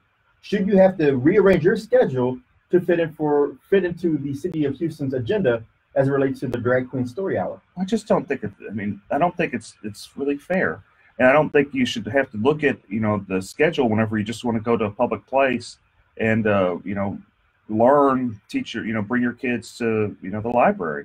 I'm fine with it being in a private place. In fact, I'd probably go. I think it's at minimum entertaining. I think it really is entertaining. And I think, it brings, I can see the diversity argument, Because the mayor has made a diversity argument saying we have a very diverse city. This is just reflective of our culture. This is reflective of our city. And he sees no problem with it, thinks that it's a frivolous lawsuit, is going to get thrown out. Well, but the city gets sued a lot of times for what they would consider frivolous stuff, like criminalizing feeding the homeless, that's true. all sorts of stuff. Bo, what do you think? What do you think? I never really thought about it the way you put it today, Dick. You're right. I didn't think about my kids being there. When I first heard of it, I was like, yeah, it's kind of humorous. It's a neat approach. I don't really understand why this lawsuit even started, in my humble opinion. Because I understand that they weren't letting someone else go, and that's what the argument's about. Or is it simply because of the fact that they have what was the title you used? It's secular humanism. Secular humanism, I guess. Yeah, and so apparently the impetus of this was that the same type of for a traditional marriage couple to go in there and have a story time was denied when the drag queen hour was actually given a clearance to go ahead. And this is some really juicy stuff. Yeah. We're going to get right back in it. We're good because there are some alternatives to a public library. We'll talk about that when we come back from break as well. We'll be back. Eric Dick Show. Thanks, folks.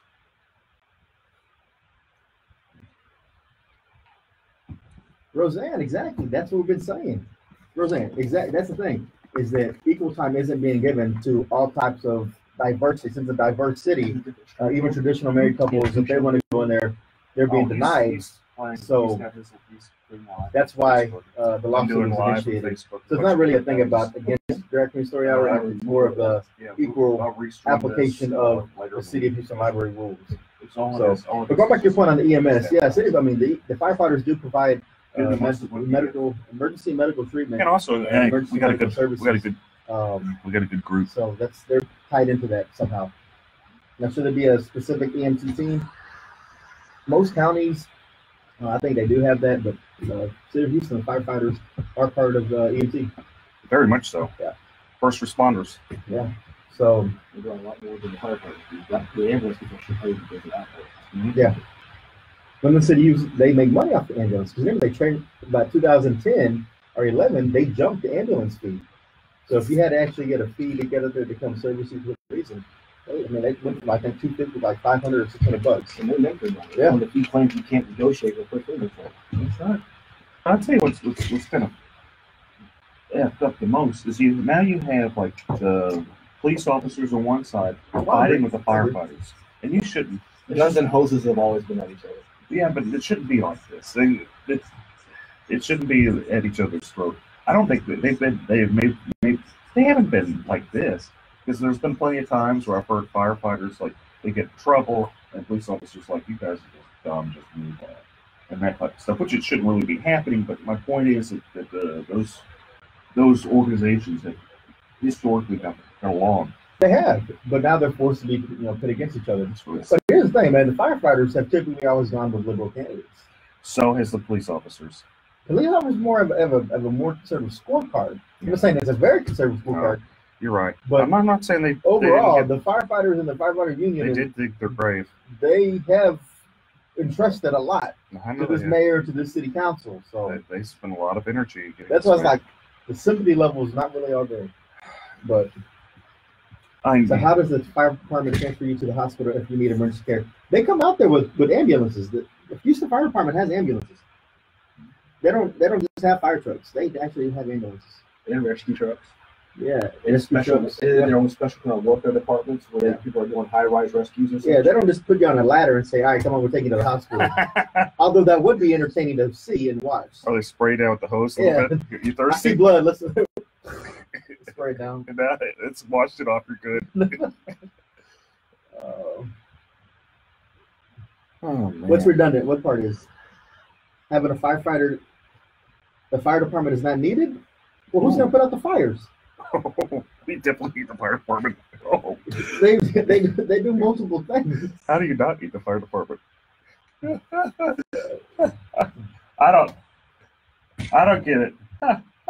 I don't get it, Chris. How do you not need the fire department? I don't know. I guess the fire department can only do fires and should not be in the business of medical necessities or medical attention. Then what do you do when you stroke out? You better get Sarah jumping in the car, driving you to the hospital. You stroke it out. Don't call 911. They don't care. Or you go to private industry and private entities for your emergency medical needs. I don't know. But if y'all have any type of suggestion or input on that, 713-212-5950. Dick, when we left off, we were talking about the City of Houston and their libraries. And it's going to be interesting to see how this lawsuit plays out. But if people don't feel comfortable going to the library now, they want to read some books, where can they go today that's having their grand opening? Philip Paul Bryant's bookstore, PPB. Philip blows me away with his level of enterprise. That guy, he has so many different businesses, and they're all fascinating businesses. He has his bookstore that's just opening, and books are just dirt cheap, and it's a great chance. This is kind of like a little hidden gem that you want to support, because you can go get books $2-3 that you normally would pay $5, $6, $10 somewhere else. There's some $20 books. I was there earlier. Again, it's 3314 Lyons Avenue. It's called Phil Paul Books.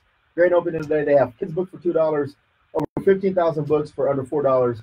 And if you want a great opportunity to get some books for real cheap and support the community at the same time, check that place out. Philip does a lot of cool stuff. He does the backpack to Fifth Ward. every year where you have a lot of great family law judges that are up for re-election, like your Sherry Dean, all those folks. Alicia Franklin. Right there. James Lamborghino. And that's the thing. Voting is taking place right now. If you have not voted, you still have this weekend and as well as next week in the Friday at 7 p.m. to go out and early vote in Harris County. There's rumors there's a lot of irregularities going on this year, and it's more or less people are saying, you know what are you going to do about it? I'm going in. I don't care if I have ID. I don't care if somebody's helping me vote. What are you going to do to stop me? What are they going to do to stop irregular voting and voter fraud? Not look at the party because there's too much corruption. I mean, one thing I wanted to talk about, because there's this Fast and Furious show here, is I saw HRBC's endorsements, and I'm just appalled. This organization, who the chairman is the financial chair of the Harris County Republican Party, it's endorsing Democrats. And not only is it endorsing Democrats, it's kind of a sexist organization. This is a big business organization. They're refusing to endorse Erin Swanson, who's this young gal. She ousted a corrupt incumbent, Teresa Chang, who's just an incompetent judge. And they're so mad at her for doing that. And they're mad that she's a young, attractive woman. They are not endorsing her. And what I find just so appalling is I'm convinced that if she was a man, they would endorse her. But for her being a female, being a young female, wow. They aren't endorsing her. They think, this is what I feel, is they think that because she's a woman, she's not capable to be a judge at that age. And it's just wrong. So this is another instance of another conservative, quote unquote, conservative group endorsing Democrats, kind of in line with what Ed Emmett has done before, correct? Well, it's much worse than this, because these are people that are in power in the local Republican Party. And there's a lot of this is just big business, just buying stuff. When they cry about pay for play, and Terry Lowry, who's not pay for play, by the way, they cry about that. Big business does it all the time. They pour hundreds of thousands of dollars. I remember there was a chairman race with the local Republican Party. They spent $500,000. And the person that ran against their incumbent spent $5,000. Barely lost that race. Just barely lost. Too much money being wasted right there in local politics. But again, if y'all haven't voted yet, get out there. Vote. Voting is important. Elections matter. So vote early, vote often. Let's go to our guest. Yeah, today's guest speaker we have today in the studio is Houston local attorney Bo Bowen. Yes, sir. Hi. Thank you all for having me. And so, Bo, interesting background you have. You are former military. Yes, sir. Navy. And then currently you are in the process of training to become an American Ninja Warrior. Which is awesome. You're American Ninja Lawyer. Yeah, and that should be your new marketing gimmick right there. You can pay Dick the residuals on that. But what does a lawyer, someone who has, you have two daughters, right? Yes, sir. 8 and 3. Edwin and Karis. Hey, girls. There you go. Hope they're listening. So a full-time dad, full-time attorney. How do you make time, and why would you want to make time to become the next American Ninja Warrior? For me, it's mainly getting the time with my family. Me and my daughters have daughter date nights up there at Iron Sports Gym off of 1916 Cutting Road, which is where all the top ninjas train here in Houston. There's nothing better than having your daughters tied off to you, hanging from the ceiling. You're the one letting them down. You're the belay man. That trust, that bonding, you can't get anywhere else. Hey, so can you do ninja rolls, like true ninja rolls, where you back it up and then just do a backflip, front flip? I can now do a forward roll, not a backflip just yet. I'm still mastering the Lachey. That's where you take your body and you throw yourself forward and you catch things. I'm still at the very, very basic levels. I'm no Daniel Gill yet. And Daniel Gill's a local legend, right? Yes, sir. He is by far the #1 competitor right now for these Americans in Ninja Warrior. Okay, he trains at the same gym. It's just amazing that you have this family lawyer by day, American Ninja by night. And it's really like awesome. A superhero. It is a superhero. It's a crime fighter.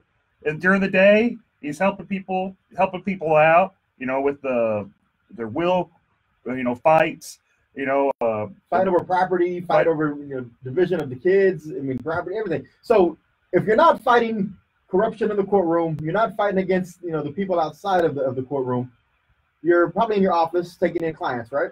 Yes, sir. A lot of client consultation. So what is the biggest thing you're seeing, at least in the family law arena, of other than divorces? Like, what are people facing right now in the community? What's ailing them, and why are they coming to see you? Well, the majority of them are coming because unfortunately, the family is broken down. The husband and wife relationship has fallen to the wayside. The more problem I see is they're waiting too long to seek an attorney. They're trying to do it themselves. They're getting the paperwork offline. Then They waste all that time initiating it. They have to pay us to fix everything, and then the process takes that much longer. And of course, through that period of time, they're fighting more, they're losing more instead of trying to work together. It's best to come in sometimes, rip that Band-Aid off, and then learn how to co-parent. That squabbling in between is what really causes those relationships to fail. And I'm talking about the children. They're the ones that suffer this whole time. It also causes resentment and, you know, people just fighting over all that time. So on the flip side, isn't someone having a wedding today? Or that is correct. My baby sister's having her wedding shower today. Her name is Joanna Bowen, soon to be Joanna Sanders. She finally found the man of her dreams. You know who I'm talking to, Marty. You're a lucky man. And I hope they're listening. I love you. Melissa, love you. Yeah, Melissa Smith's getting married too with the board that I'm at. Congratulations, Melissa. So if people wanted to contact your law firm, how would they do that, Bo? The best way to reach us is 713-574-7777. That main line again is 713-574-7777. You can also find us on the web at www.bowen, BOWENLF, as in lawfirm.com. Now, Bo, I always try to throw out questions for our guests, legal questions that are out of the ordinary. Let me take this one to you. So you have a couple that have been together for about 5 to 7 years, right? But each one is currently married to someone else, but their spouses are somewhere else, right? So over this 5 or 7 years, they've acquired a purchase of a home. They've been living in that home. They break up, but they can't do anything about that, or can they, since they're still technically married to other people? What's the remedy on that? How does someone not get kicked out of the house? How do they fight over the house? Who stays in the house? What do you think, Bo? So making sure we have 2 people who are married, and then they break up and they get with other people and they buy new property? Yes. Okay, well, unfortunately in Texas, you can't do more than one marriage. It's called bigamy. So you can't have a new marriage until the first one is ended. So if you're then buying property together as a married couple to someone else, that property is still considered community property. So they would have every half, and the other side would then have half, meaning their spouse they're currently married to. Because as soon as you buy anything when you're married, again, after the marriage date, whether you leave them, there's no legal separation in Texas. And Chris is taking notes here because actually that those people came to his office yesterday. They called me yesterday. I'm trying to get a good answer for them. But the thing is, and that's the thing is, so now, whether you wanted to or not, if this was a secret affair for 5 or 7 years, are they going to have to now bring in those spouses they were keeping secret to try to finally get rid of this property? Yes, sir, especially their names on it. It's going to make it difficult. I encourage you to get them all together, reach inside a sort of settlement, see what everyone wants. I'm trying to get them to work together. Otherwise, this is going to be in court for me. So, hi, this is Eric Dick, and I think it's important that you know your rights. If your homeowner's insurance company has denied or underpaid your claim, you have the right to hire an attorney. You have the right to call me for a free consultation at 833-7-RIGHTS. That's 833-7-RIGHTS. Don't let your homeowner's insurance company take advantage of you. Call me today at 833-7-RIGHTS. Has your homeowner's insurance claim been denied or underpaid? Call Dick Law Firm at 833-7-RIGHTS. Feeding rocks. It should not be a crime to feed the homeless. Feeding rocks. A good Samaritan should be punished for acts of kindness. Feeding rocks. Because it's more of a crime to turn your back on a starving person. Feeding rocks. You shouldn't go to jail for sharing food. Feeding rocks. You can't in good conscience let a hungry person starve. Feeding rocks. Help us legalize charity. Go online and sign the petition. www.feeding.rocks. Feeding Rocks.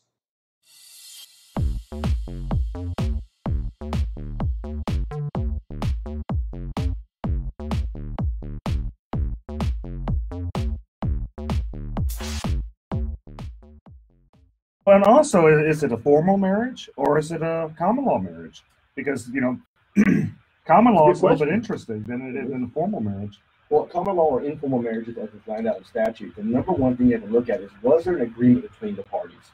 If the parties had an agreement to be married, we're done. They're going to say it and move on. But isn't there a statute of limitations, or is there some type of, after some point in time with the common law marriage, is it not presumed, or is there some type of... No, so you can be together for 100 years, together for 2 years. It really depends on the parties themselves and the totality of the circumstances. Number one being the agreement amongst the parties to be married. And then they have to also do something to, you know, show the agreement, usually like a ring or something like that. Hold themselves out is another big one. That they file income tax together and hold themselves as married to a government agency. That's a good indication they were married. How they introduce themselves to other parties as well. If they're at the supermarket, hey, this is my wife, Allison. They just held themselves out as being a married couple. If the wife doesn't say anything, should be assuming they're married, and so will everyone else, including the court. And so if they want to go ahead and wind down that marriage, even though it's considered common law, they still have to go through the formal process of a divorce at that point, right? Correct. Yes, sir. And if they go to the divorce and they go through mediation and they get an MSA, a mediated settlement agreement, Yes, sir. is that full and final in the state of Texas? Yes, sir. I went to In Re Stephanie is the case. All you want to read with that. It has made mediations powerful.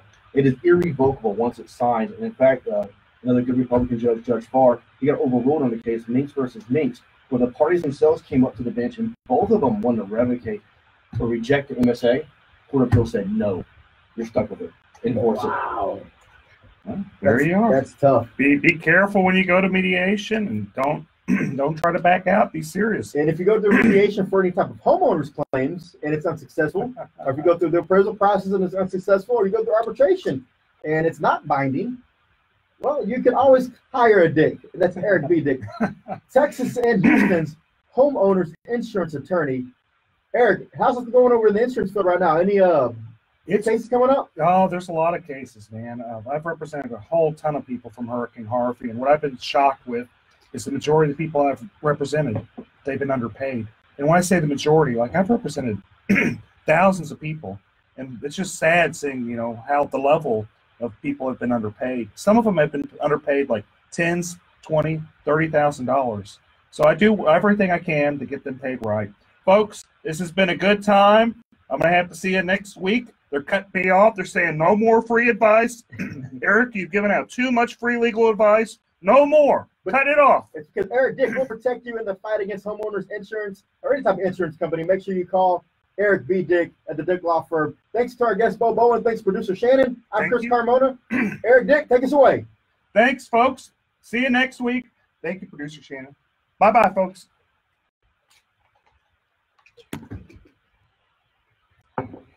We're gone. Thanks, guys, for listening. We're gone. Hope I didn't get in too much trouble. Roseanne, thanks for the great contribution. Hope I didn't get in too much trouble, folks. You have a good one. Thanks for your contribution as well. Shelley Rogers, thank you for your contribution again. Hi, this is Eric Dick, and I think it's important that you know your rights. If your homeowner's insurance company has denied or underpaid your claim, you have the right to hire an attorney. You have the right to call me for free consultation at 833-7-RIGHTS. That's 833-7-RIGHTS. Don't let your homeowner's insurance company take advantage of you. Call me today at 833-7-RIGHTS. Has your homeowner's insurance claim been denied or underpaid? Call Dick Law Firm at 833-7-RIGHTS. Feeding rocks.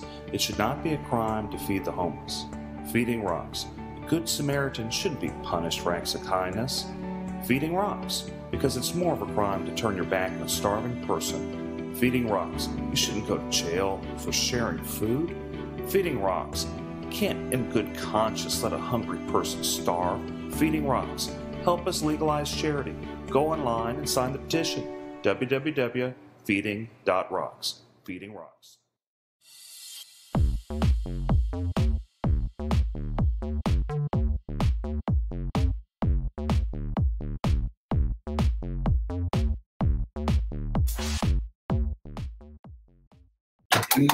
CC by going to FoxNewsPodcasts.com.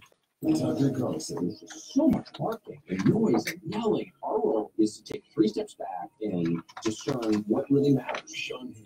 The most important thing that we are looking out for the forgotten men and women in this country. Laura Ingram. They're going to get straight. If y'all can't sit here all day online, make sure y'all go onto the iHeartRadio media app, KPRC 950, or just tune into your radio, 950 AM. A lot of good stuff today. A lot of good stuff. But it's only 30 minutes, so make sure you tune in if you're going to get some calls in, 713-212-5950. Finally forbidding insurers from discriminating against or denying coverage to Americans with pre-existing conditions. The GOP spent 8 years presenting to repeal the law, even forcing a government shutdown. Hey, Karen. Hey, little Tim. A California college ready to shell out hundreds of millions of dollars to settle lawsuits. The University of Southern California says it'll pay out $215 million to settle claims of sexual abuse by a school gynecologist. That settlement would compensate individuals. And as always, today's segment brought to you by Bragg's Organic Apple Cider Vinegar, all natural drink. And we got the right one today, apple cinnamon.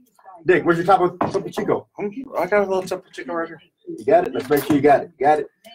I got a Topo Chico. David, what are you drinking, man? Starbucks. Ah, come on, man. I know, It's a yeah. Frappuccino. Yeah. He's got the Frappuccino. He's frapping it. Oh, man. What a rush. Sorry, Shannon. We were rushing. Shannon, you get a car. We didn't give me a badge. Yeah. Whew, barely did it. Okay. Marine Expeditionary Force are believed to have Hey, y'all. as Hurricane Florence closed in last month. Oh, it's going to be a juicy show. It's going to be a short show, but it's going to be juicy. 30 minutes, huh? Yeah. So we have one break around 14 to 18 again. And then 27, 26 mark on 57. So we're going to go into, what do you want to talk about? Oh, first let's start about, there's a new suit. Well, first let's talk attack him again. And I'm Joe. Attack him. Oh, yeah, I could do it. Attack him. And then we'll talk about the suit against the city for the largest gun show in the country. Is over the drag queen show. Yeah, they got to watch out. They might get in trouble on that for anti-slap. How are you going to get around anti-slap with that? Good afternoon. Watch out for an accident on the North Freeway northbound and the North Loop. This has two left lanes blocked. I haven't seen the pleadings. Some good news, that accident we had on the North Freeway southbound equipment has been cleared. Traffic is still winding in that area, adding about 30 minutes to your commute. I'm Eunice Garcia, the 24-hour traffic center.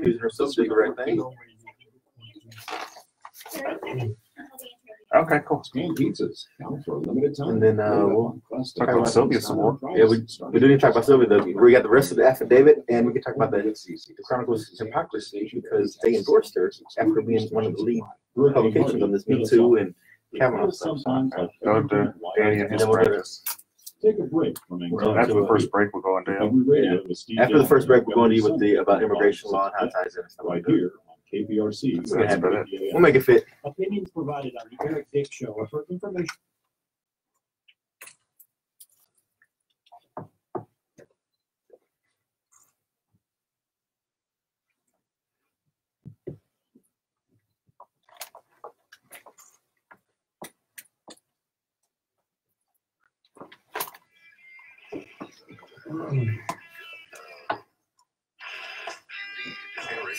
They've never heard the intro on Facebook streaming.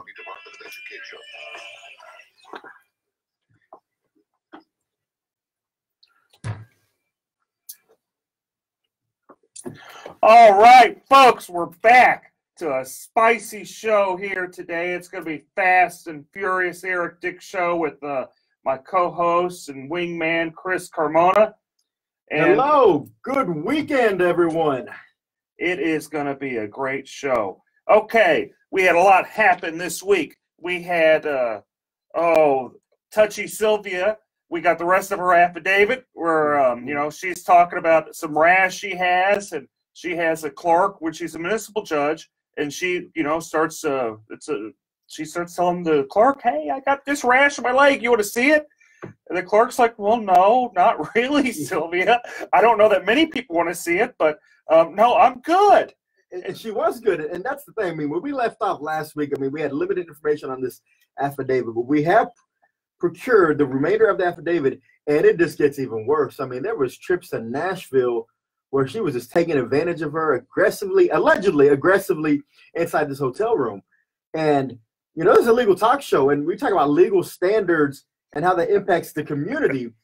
Well, I remember a couple of weeks ago, the Houston Chronicle made it a point to make sure that our Supreme Court of the United States candidate, now Justice Kavanaugh, was put through this ringer and even made a point to publish different opinions and editorials where it said that, if you're accused of these things, you're not fit for these types of positions. So with Sylvia being accused of these types of allegations, it's surprising that they came out and endorsed her this week. What's going on? Well, it's a quote, Erica Grinder from the Houston Chronicle. It's dead and irrelevant and no one cares. And that's actually from a reporter. So what's interesting with the whole Kavanaugh thing is you had a woman, and she was sincere. I know there's people that have different opinions, but she seems sincere that something happened to her. Maybe we aren't sure what happened, but something happened, and she seems sincere about it. Just as the level of sincerity in that affidavit. I mean, and they go into a lot of detail. And it's pretty folks. detailed. I mean, these aren't things that have been sitting on and no one's come forward. Apparently, Ms. Gutierrez had actually made these complaints before, but it fell on deaf ears. And that's the problem I see with the city of Houston, is that they pick and choose who they actually want to move forward with these types of allegations. And I think that's something that falls back into the city council and also the mayor, because we have to stop that culture of siding with some, whether it's political or not, or it's just friendships.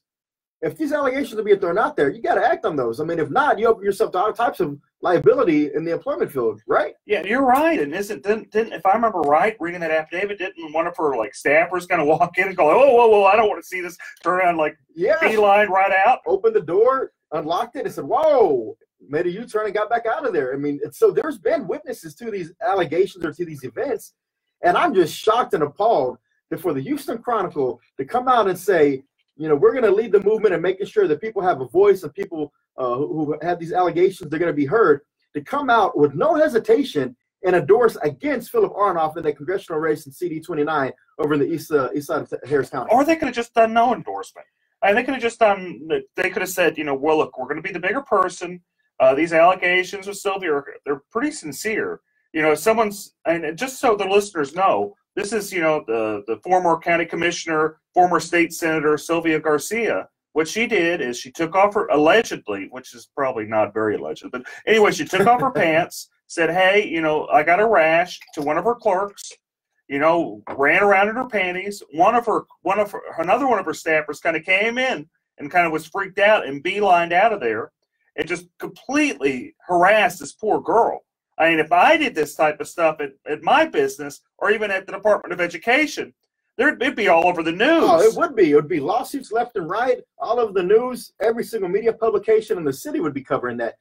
And again, I'm just shocked at that. And, I hope that, people put politics aside, because, again, this has a lot more weight in this story with specific details than we saw with Kavanaugh.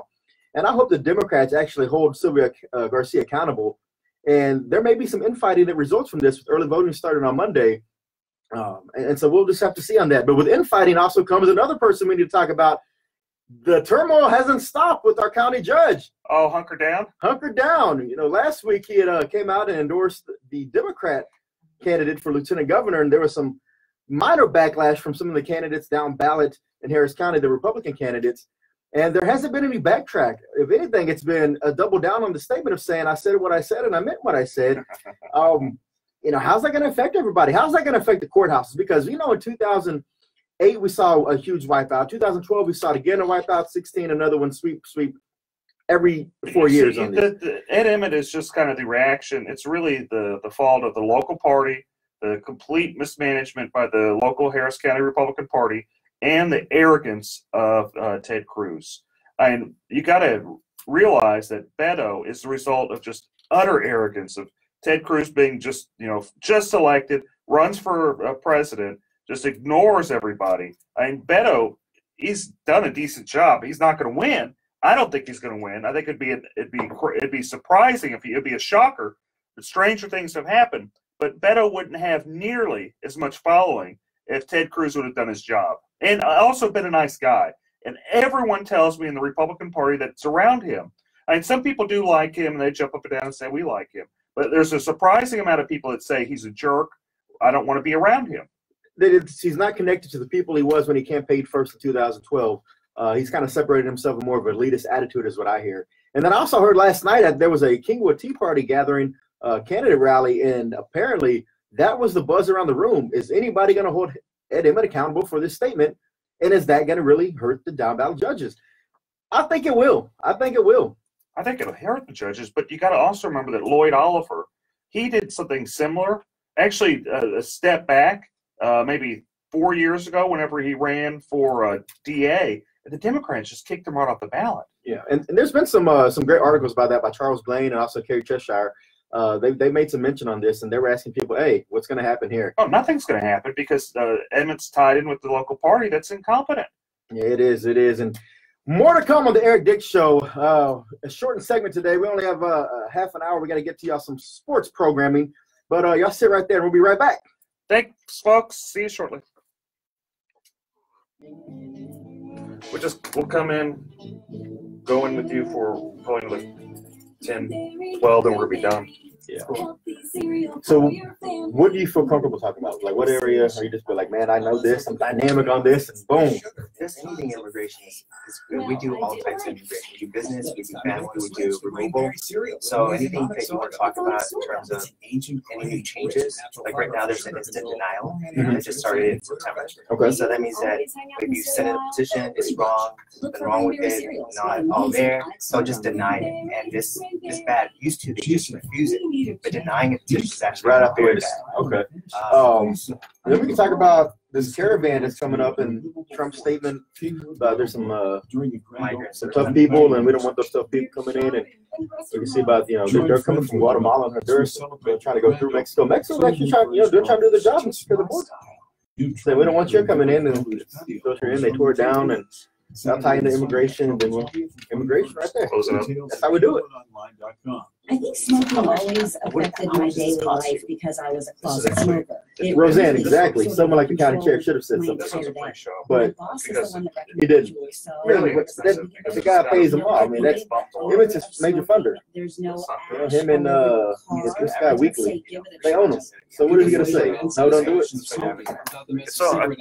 But like I said, it's gonna be very, very, very. We got a good many followers now. Not want to break straight ticket voting because of his insistence on doing that. So we'll see how it turns out. But early voting starts on Monday. Make sure I go by. Vote all the way through from the top to the bottom. A lot of judges on that ballot that really need your support. It's not a smart idea just always hit straight ticket if you don't feel comfortable with all the candidates. Beto, fake Mexican. Is he really a fake Mexican or just using the name to try to trick people? What kind of fires was he putting out? Like, what was being said to try to mitigate that damage? I mean, could you really mitigate that? Unless maybe to show some poll numbers, and like the current poll shows, even with that statement, we're still up about 15%. Anything like that?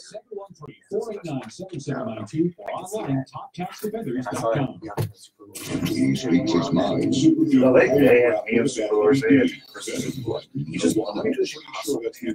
How long you spread around? 9.2, but it took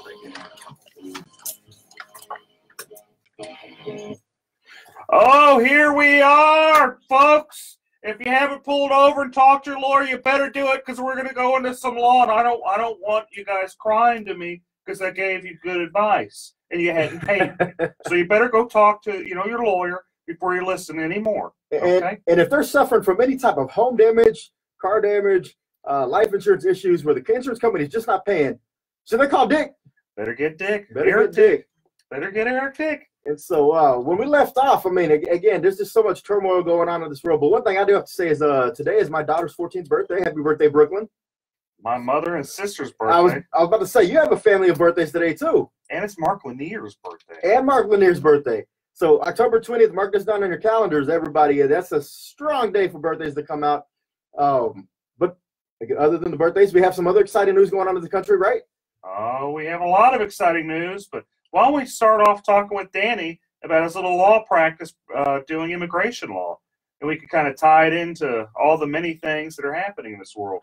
So today's guest, we have attorney Danny Wynn. Danny, welcome to the show. Oh, thank you for having us.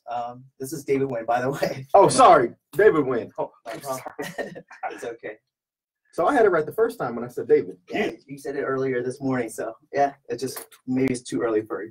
Oh, I was thinking of there's a city council member in Missouri City. That's right, Danny Wynn. Sorry, David. So you have an immigration practice. You've been practicing law about 10 years, right? That's right. We're practicing 10 years. We have an office in Southwest Houston and one in Northwest Houston as well. Excellent. And so there's been some changes lately. And could you tell me about the changes in immigration law that's, some of the listeners might want to know about? Yeah, so there's a lot of changes across immigration, across the board. So whether it's legal immigration or illegal immigration, there's changes across the board.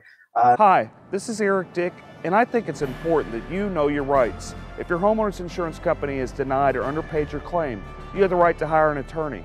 you have the right to call me for free consultation at 833-7-RIGHTS. That's 833-7-RIGHTS. Don't let your homeowner's insurance company take advantage of you. Call me today at 833-7-RIGHTS. Has your homeowner's insurance claim been denied or underpaid? Call Dick Law Firm at 833-7-RIGHTS. Feeding rocks. It should not be a crime to feed the homeless. Feeding rocks. A good Samaritan shouldn't be punished for acts of kindness. Feeding rocks. Because it's more of a crime to turn your back on a starving person. Feeding rocks. You shouldn't go to jail for sharing food. Feeding rocks. You can't in good conscience let a hungry person starve. Feeding rocks. Help us legalize charity. Go online and sign the petition. www.feeding.rocks. Feeding Rocks.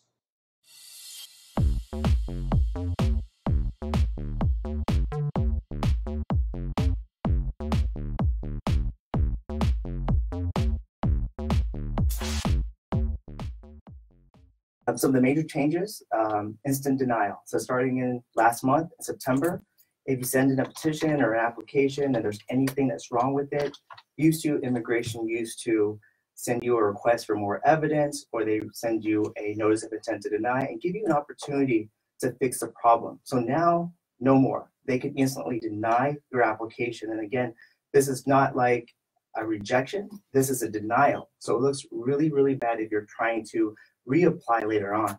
So what you're telling me is if someone is, wants to work on their status or, wants to bring someone over or marry someone or what have you, if they probably should not do it by themselves.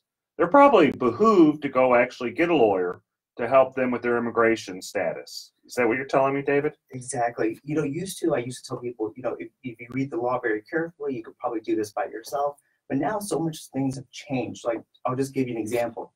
So the basic forms that you need to sponsor a spouse, it used to be last year, before 2017, the I-130 form, it used to be 5 pages. Now it's 18 pages.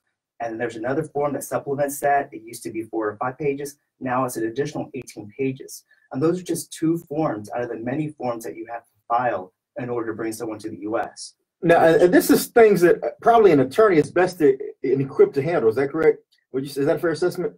That's right. And, it's not a person's fault, to be honest with you. A lot of things are wrong online, especially even on the government's website. They're wrong. And I could, probably usually what I do is I show clients, like, look, this is what you want to do. And I can tell you that it's wrong. If you do it this way, like they have it on the website, it's going to get rejected or denied. Now, there's a lot of notaries that have popped up around this city, I know for sure, over the last few years to try to assist and expedite some of this immigration paperwork. What's your feelings on notaries? Are those really strong-minded people who understand the legal system and know how to navigate the channels? And that's a good question, Chris. Well, I can tell you for sure, a lot of people in Mexico, there's public notarios are attorneys, but in the U.S., they're not attorneys. Public notarios are popping up, and let me tell you why you don't want to hire one. The public notarios would never put their name on any of your documents. So whenever there's a problem with your documents because they're giving you wrong advice, no one's accountable except for you. And you're not going to be able to blame someone that doesn't have their names on your forms. Besides, they're charging a lot of cash too, aren't they? They do, but besides this actually being illegal for a notary to practice law, and usually they'll charge at least, near what a lawyer would charge. Sometimes more. Sometimes more. So you're having someone, it's basically you're just going and picking someone off the side of the street and saying, hey, help me with my legal forms. I wouldn't do that. I wouldn't get, someone off the side of the street to represent me, which actually I do. Being an attorney, actually I do hire people to represent me, and anytime anything happens. They say what a client has a fool. What is it saying? Yeah, only a fool has a client for himself. That's right. So yeah, if you have problems with immigration, you probably should get a lawyer. Maybe you could have done it in the past, but it sounds like things have changed, and it probably behoove you to sit and talk to somebody that actually is licensed through the state bar and tell you what to do. What other problems do you see happening, Danny? Okay, so the other problems that we see right now is if you're in removal proceedings. So before, if you're in removal proceedings, that means deportation proceedings, you would have probably a very fair trial with the immigration judge. It's not like that anymore. So right now, under Donald Trump, he said that immigration judges have a quota. They're obligated, or they should, try and end at least 700 cases per year. So what this means in reality is that every immigration judge under the quota has to finish a case within 2.5 hours. Think about this for a second. One party has to state the facts of the case, the witnesses have to be called up, the judge has to make a decision, all in the course of 2.5 hours. Some of these cases are asylum cases, meaning that they involve people that have been victims in their own countries. They're going to the US in order to seek protection, and now you have to make a decision within 2.5 hours, whereas maybe a year ago, you would have maybe several years to put together a case. So that's what's happening right now is that. But on the flip side of that, Danny, hasn't one of the biggest issues always been that the process takes too long? You have to get in line. It's a long line, takes years. But with this expediency of a 2-hour hearing, or it doesn't that speed up the process, and doesn't that help people who are in the queue trying to get through the system properly? So in the past, you're right. So in the past, asylum used to take years. Now it's not that way anymore. So earlier this year, they changed it. When you apply for asylum today, instead of taking years, you're going to get a notice for an interview within 3 to 5 months. That's very quick. Think about this. You have to show asylum is not easy to get. You're going to have to, usually the attorney will write a legal brief. You have to show evidence, so medical records. Imagine fleeing your country with nothing, and then you're going to have to try to get, copies of certified copies of your birth certificate, or anything that you have in that situation. Maybe judicial records. I mean, it's going to be very hard for anyone that's fleeing their country with no money. Yeah. And nonprofits nowadays don't have a budget in order to fix this issue. There's too many people. It's definitely a broken system. It's something that we really have to make sure we're pressing our Congress members and our senators to put something in place that's actually going to be sustainable in the long term. And it's not just the immigration system. I mean, it's the same way with our justice system. There's a lot of sad things that happen every day. I had a client one time in criminal law back when I first started practicing law, where she had some problems with welfare. She got too much welfare because she was broke. And the judge that she was in front of, who's now the administrative judge in Harris County, was Susan Brown. She was nice enough to, put Mike Al in jail, baby in hand. When I say baby in hand, I had to watch the baby while the grandmother came to pick her up. It was training for you, Dick. It was training for you. That's training. But we want to talk about injustice. There's a lot of injustice to go around, a lot of injustice in different spots. And it's been going on a long time, and I imagine there always will be injustice. Yeah, real quick, David. There's a huge caravan coming through Central America right now, going through Mexico, trying to get to the United States. Will they make it? And if so, are they going to be turned back around under this new policy provisions? What happens to them? Right now, it's harder for people trying to enter the U.S. to get asylum or refugee status. So I think it's going to be an uphill battle for them to try to make it into the U.S. And even if they do, it's going to be very hard for them to try to get any legal status in the U.S. So it's very hard. We're turning away people that are actually fleeing their country. Some of these people, yes, there's always people that will try to, go past the system that do not qualify. But you have to understand, there's a huge vetting process to make sure that their alibi sticks. There's multiple interviews to make sure they have a credible fear. But if you have a group of 1,000 people coming in one time and saying, we just got bombed in our neighborhood, shouldn't their stories all match, and wouldn't that be considered some type of evidence that could be used in the process? So just like you mentioned earlier about the Kavanaugh hearing, when people experience trauma, they're gonna remember different things. And so when you have a child versus an adult, they're gonna see different things, and that's why it takes a lot of work in order to gather the story to make it make sense, because every person's story is going to be a little different based on their experience. Well, I think it just goes to show that you're always probably doing right whenever you have legal problems to go and get an attorney. The system's always going to change under whether it's Trump, whether it was going to be somebody else. The system's going to change. Whether it's good or bad, it always remains to be seen. It's fascinating how government works and how consequences for actions happen. Plenty of times they're inadvertent. This could be a good thing. It could be a bad thing. Only time will tell. But what is important is while they're going through this process, if they're serious about it, they probably need legal help. They do, and that's what we're here for, is to try to make sure we guide people to make sure they're getting legal help in any type of situation they're in. And David Wynn, thank you for your time today with talking about immigration. And if anybody needs to reach out to David, what's that phone number? It's 281-777-1236. All right, thank you, David. Yeah, so is there anything else we need to go through in this fast and furious? Absolutely. You know, again, anytime you're facing an insurance company, whether it's a car accident, a personal injury that happens, you slipped and fell, or you got flooded or hail damage, if the insurance company does not want to pay, you got to make sure you have someone on your side who's going to fight for you from the beginning to the end, and is going to take the insurance company to task.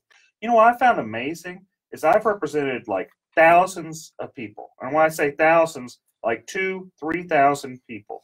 And out of those thousands of people I've represented, I'd say 98, 99% were underpaid on their claims.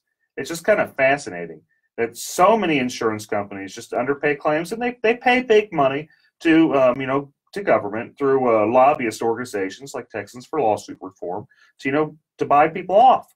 But I guess that's never going to stop. You're always going to have stuff like that, and that's been going on since governments began, is you have special interests. And it has, and as long as there continues to be special interests protecting the insurance companies, it's important and critical that you have an attorney fighting on your side, and that's where homeowners insurance lawyer, attorney Eric Dick, comes in. And again, if you're getting in that legal situation, don't get mad, get Dick. Good to be back again, folks. I'll see y'all next weekend. Or I won't see y'all. I'll talk to you next weekend. And make sure that we haven't always said this, but we got to send a huge shout out to our producer Shannon. See y'all next week. Thanks, producer Shannon. Have a good one. Barely did that one. That was a rush. Hey, send me some business cards. Maybe I'll get it out. I have a business card wall. Hey guys, again, sorry for the short show today, but we'll be back on. We're good next week, right? I'll put this all we're on. good next week. But we'll let y'all know. Yeah, have a good one. It's on Twitter. It'll be on Twitter later. Okay. Bye, folks. Thanks. Hi, this is Eric Dick, and I think it's important that you know your rights. If your homeowner's insurance company has denied or underpaid your claim, you have the right to hire an attorney. You have the right to call me for free consultation at 833-7-RIGHTS. That's 833-7-RIGHTS. Don't let your homeowner's insurance company take advantage of you. Call me today at 833-7-RIGHTS. Has your homeowner's insurance claim been denied or underpaid? Call Dick Law Firm at 833-7-RIGHTS. Feeding rocks. It should not be a crime to feed the homeless. Feeding rocks. A good Samaritan shouldn't be punished for acts of kindness.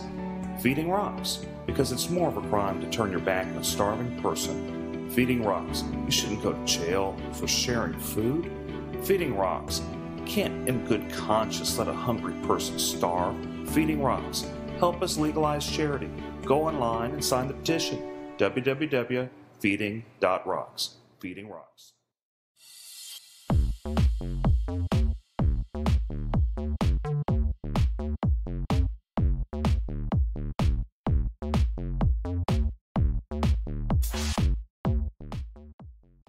We're about to go live. About 7 minutes. We've got a bunch of great guests, a bunch of great topics. You can message me. If you guys message me, I'll respond.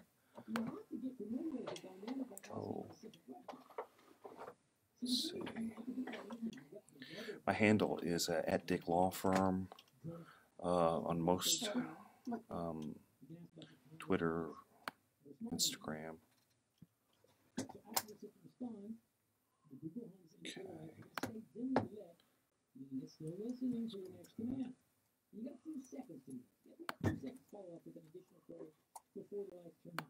You're doing your live stream too?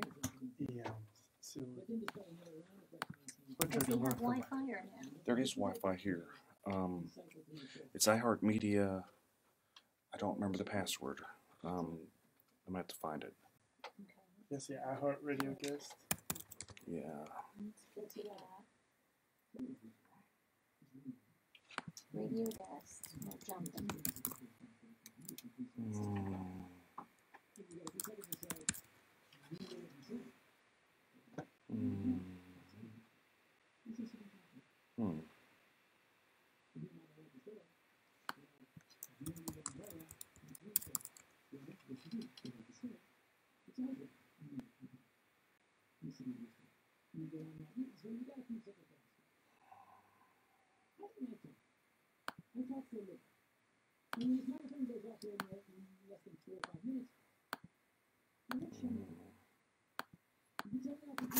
I don't know that I know what the password is, guys. I'm looking for the email where they sent it to me.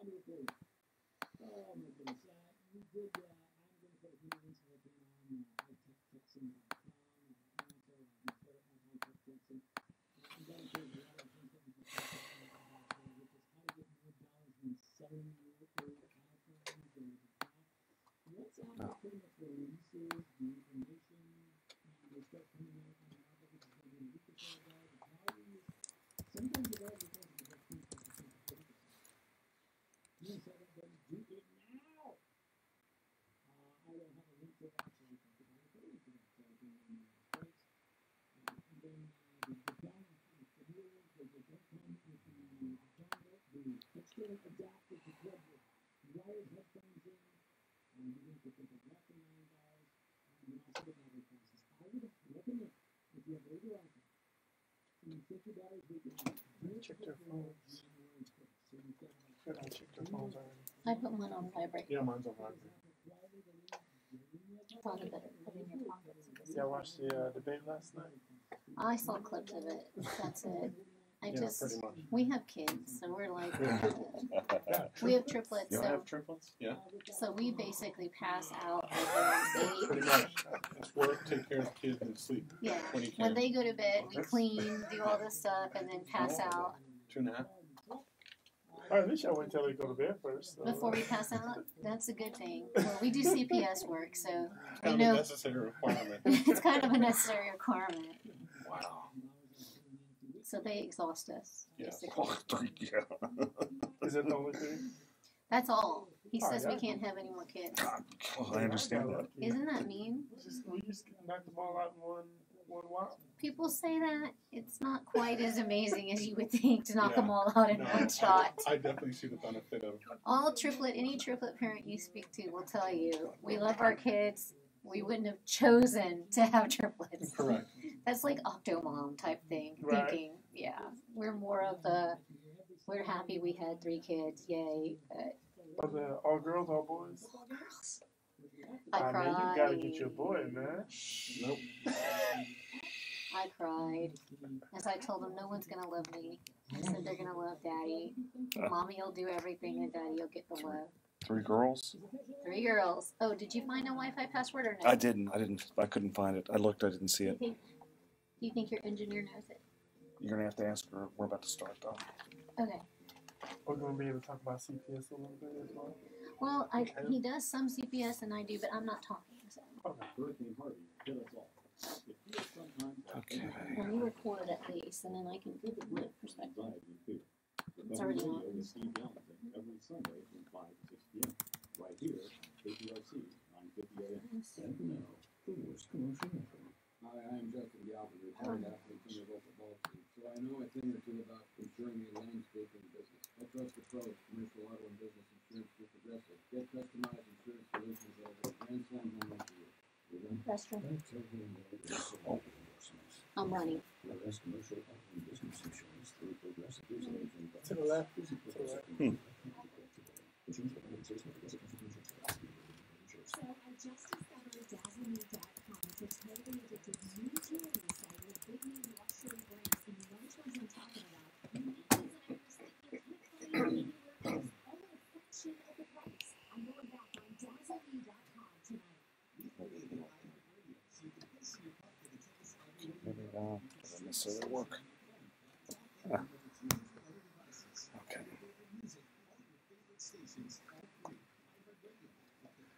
We're about to go on live with we're at KPRC AM 950. We've got a bunch of great guests today. A family lawyer, kind of a couple. Philip O'Brien here is co-hosting, helping me out. He's wingmanning it. We're going to be going on pretty soon, so tune in. If you guys have any questions, you know, post it on, I'm watching on Facebook. It's live on a number.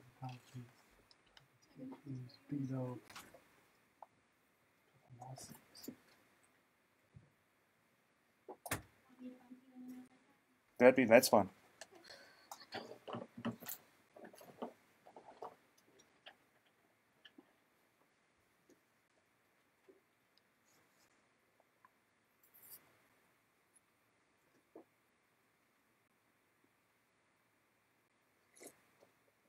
Oh, maybe I should put on my headphones. There's some here. Let's see. Oh, wait. Yeah, it goes silent for a little bit before. If I remember right, I always get spooked with this. It goes silent for a little bit, then it'll play its music. And we get going. Okay. Here. I was like, what is he doing?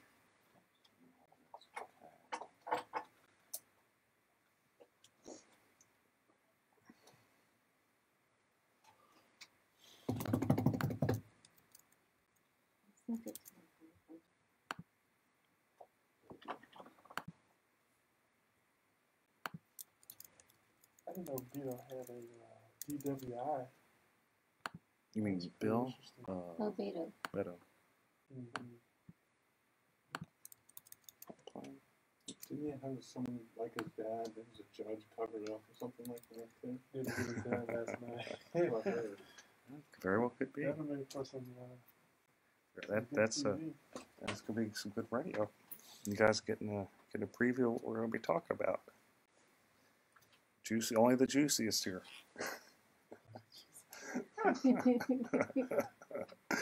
Okay. Am I gonna be able to hear? We have a studio. There's gonna be a studio monitor that'll play that like we were hearing before. It'll play. Oh, in the background. In the background, yeah. Okay. If there's a good family law question, can she answer or does it have to be me? I don't mind. Y'all can both answer. Okay. There should be a mic right there. That might still be on. There should be both mics on. No. Those criminals definitely are. Well, if he says for me to do it, I can push mic on. Yeah, just hold on.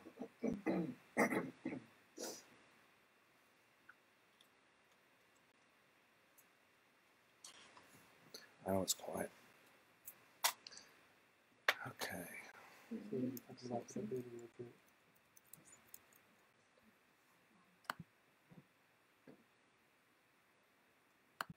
This is Russell Newman and then Rodriguez. Then it's live on AM 950. Can take some questions, give some answers, and we're on the Eric Dick Show. Hope to hear from you.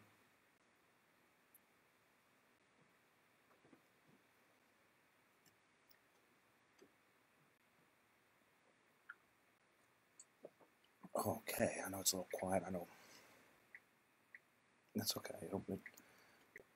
Just getting ready. It's the calm before the storm, folks. The calm before the storm.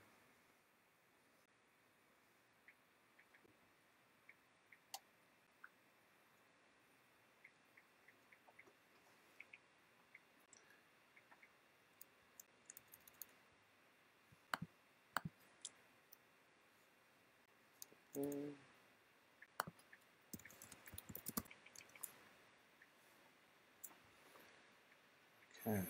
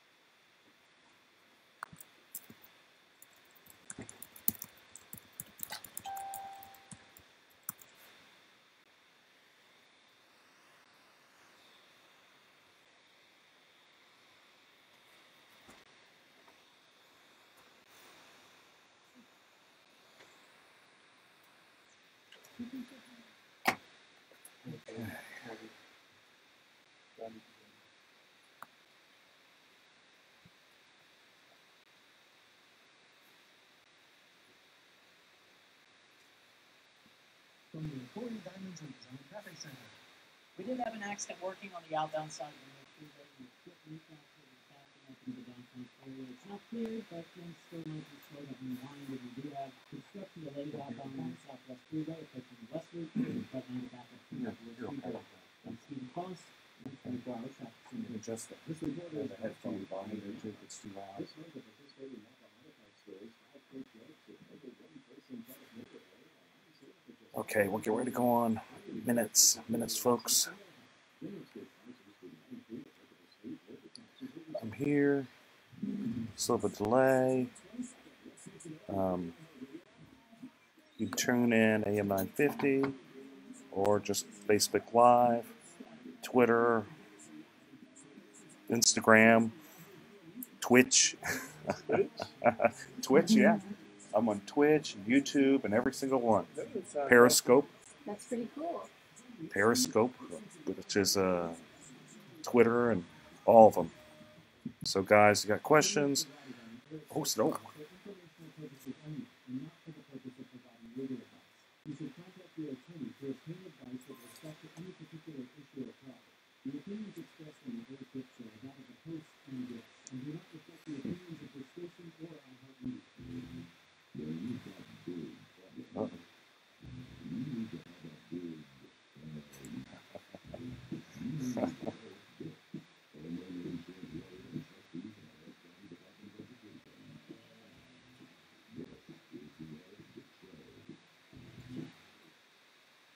Whoa, I'm back again, back for more. Oh boy, and I've got a number of great guests today. We got a lot to talk about. This is Eric Dick, and running wingman today is none other than Philip Paul Bryant of the Kojic Pack and many other great ventures. Good afternoon. We're live on AM 950. Live on a number of social media handles at Dick Law Firm. So let's just kind of dig into it. We've got a number of topics. So should a white insurance adjuster who's working for an insurance company, and I hate even bringing up really his nationality, his race, but should a white insurance adjuster suggest that an arbitrator be Hispanic because the policyholder is Hispanic? I asked that because I had this happen to me. I had this adjuster, his name is Kevin Horomas, who's kind of a jerk. You gonna call him out here? Yeah, I'm gonna call him out. He's kind of, in fact, he really is. He's just not a nice person. What I've learned in this world is you've got good people and you've got bad people, and he is. Anybody that knows him knows he's not a very good person. So, anyway, he suggests, and I'm just going to read what he wrote in email. He suggests, let's pull it up, as an alternative umpire, which is, I'm just going to say, arbitrator selection due to plaintiff's Hispanic heritage. Apparently now he cares that my client's Hispanic. I'd offer this other person as an alternative. And my question is that kind of racist? Is it inappropriate? Could they pick another, insurance adjuster because my client's Hispanic? I'm just wondering. Since the guy all of a sudden cares, is that appropriate? I don't know. What do you think, Philip? Is it appropriate for an appraiser to request a umpire that's the same nationality as the client? Yeah, whenever no one else is the same nationality, not even the person requesting. Yeah, it seems like you're kind of infusing race into a situation now there's a language barrier issue. I think a language barrier issue. I think the courts have a way to kind of bring in an interpreter. I think for the most part that should be suffice. I don't necessarily think that it's about a jury of your peers at this particular point. If your peers would be the same nationality, I think it's more so about making sure that you have an arbitrator that understands the law, the rules, that guide the policy, and kind of go from there. It shouldn't necessarily be based on a race. I know a lot of people may feel a little bit more comfortable, perhaps. I know if I'm in court, if I have an African American judge and I'm African American, I may not necessarily get special treatment. And in some cases, it may be some tough love because they feel like I should know better. So is this like him saying, you know, my client might get special treatment, or is he? I don't know. It's kind of inferring that you only get special treatment from a judge or an arbitrator with the same ethnic background. Then another question I have is why would an insurance company even hire a joker like that? Because it sounds like they're setting them up for some type of lawsuit on being sued just for being racist. Well, the fact that he put that in writing is a little bit more concerning. I mean, even if you're thinking something, or even if that's your strategy, to actually send that over email, because from what I understand, you can actually have your email subpoenaed. I'm not an attorney, but you can have your email subpoenaed, as well as text message these days. So I'm not sure why someone would put that in writing. You can even have the opposing counsel talk about it on his radio show. I mean, imagine that. Imagine that would happen. Yeah. Nothing on the internet is safe from anybody. No. So Russell, you're a lawyer. You practice criminal law, family law. Special guest Russell. I think you may have forgot to introduce him. I know I am not a very good host. I'm sorry. I didn't have a number of. I should have had more Southern hospitality. Southern hospitality. I know I'm a jerk plaintiff's lawyer. They call me, reptilian, all this type of stuff. Perhaps we should have had a radio host that's the same nationality. they might have been. I know they might have been nicer. I'm sorry. So Russell, step up. Tell me what you think. Tell me about you. Tell me what you think about this. Hey, my name's Russell. I'm Russell Newman of Newman & Rodriguez Law Firm. I do mainly criminal and juvenile, but I have a partner and she does family. I think it's a very interesting issue. I have that come up a lot in cases, such as DWIs and such. I think the issue is, how is it framed? Does this person suggest that you have someone who's of the same race, or does he require someone of the same race? Why does he want someone of the same race? I think there's issues there within that have to be answered. I don't on its face love the idea, no, I don't. But I'd like to know the thinking behind it before I say it's absolutely inappropriate, or is appropriate, or is not, or whatever. But on its face, yes, I do find it kind of disturbing. Well, why would you even go down that path? This is my first question. What does it matter their race? It doesn't. I mean, what is it?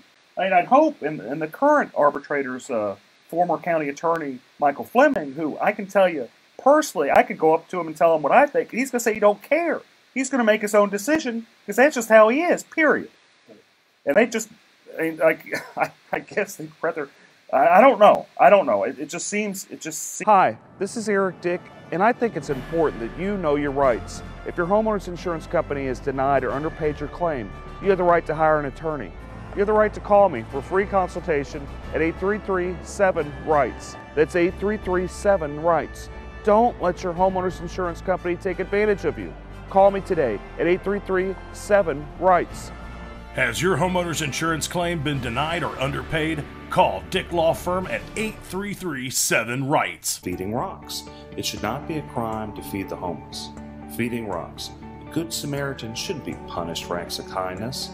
Feeding rocks. Because it's more of a crime to turn your back on a starving person. Feeding rocks. You shouldn't go to jail for sharing food. Feeding rocks. You can't in good conscience let a hungry person starve. Feeding rocks. Help us legalize charity. Go online and sign the petition. www.feeding.rocks. Feeding Rocks.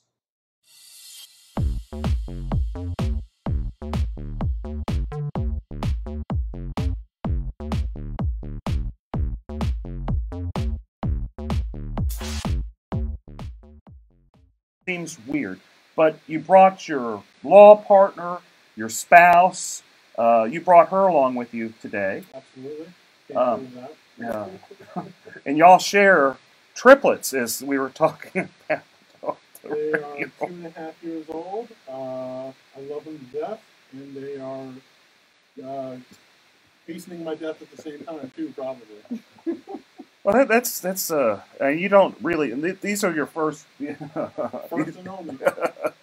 3 at a You guys are time. just warming up, man. Just figured out how to do that right. Now you gotta just call it. If they're great or if they're screwed up, I've done my damage. Having 3 at a time, that is a lot. What we were talking about. You're afraid they have another 3 at a time and end up with 6. Yeah. She may never be touched again. I sometimes joke with my spouse that having children is the best form of birth control. No, having 3 kids is the best form of birth control. That's very true. Oh, okay. Okay. We're going to take a little bit of a break. Talk more with Russell and Philip O'Brien about some other great topics. Thanks, guys. We'll be back.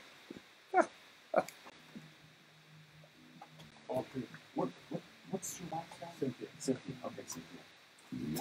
Sorry. Oh, thanks for calling me out. I seriously doubt that the company knew that this guy thought like that when they hired him. They hire him because he's a joke. They really do hire him because he's a joke. You think it's an intimidation factor?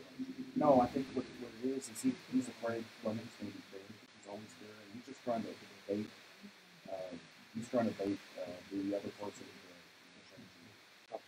But he's just wildly inappropriate. The guy's always wildly inappropriate. We do some stuff on having to deal with somebody that does this is just insane. Because they go crazy, and of course it's their bottom line. The least amount that they give you, the better it is for their company to have on. But it becomes ridiculous like after a point. Well, essentially the job is to be a fit. That's the main goal, is to make them fair as they could be so that they can save more money for their company. That's true. That's true. If they were fair, I'd probably be out of business. Because they wouldn't need you. No, they wouldn't be. Full-time radio host here. Oh, yeah. Starving full-time radio host. Hey guys, thanks for tuning in. Oh man. Okay. Ours is still streaming. I don't know how to call it. Oh, it's gonna stream all the way through. Well, mine is on my phone. I'm streaming all this. Yeah, good. A lot of people asking about the propositions as well. Oh, we can talk about the propositions. You know how I feel about the firefighters. I haven't seen a bunch of great people joining in.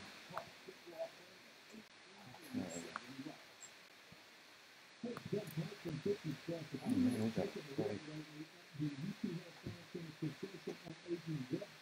crowd. Okay. Oh, so now let's go back. Go back with the State Farm having to pay $250,000, then Green to pay $250,000. $250 million. A little too $50,000 in the $250 million for Judge Dixon.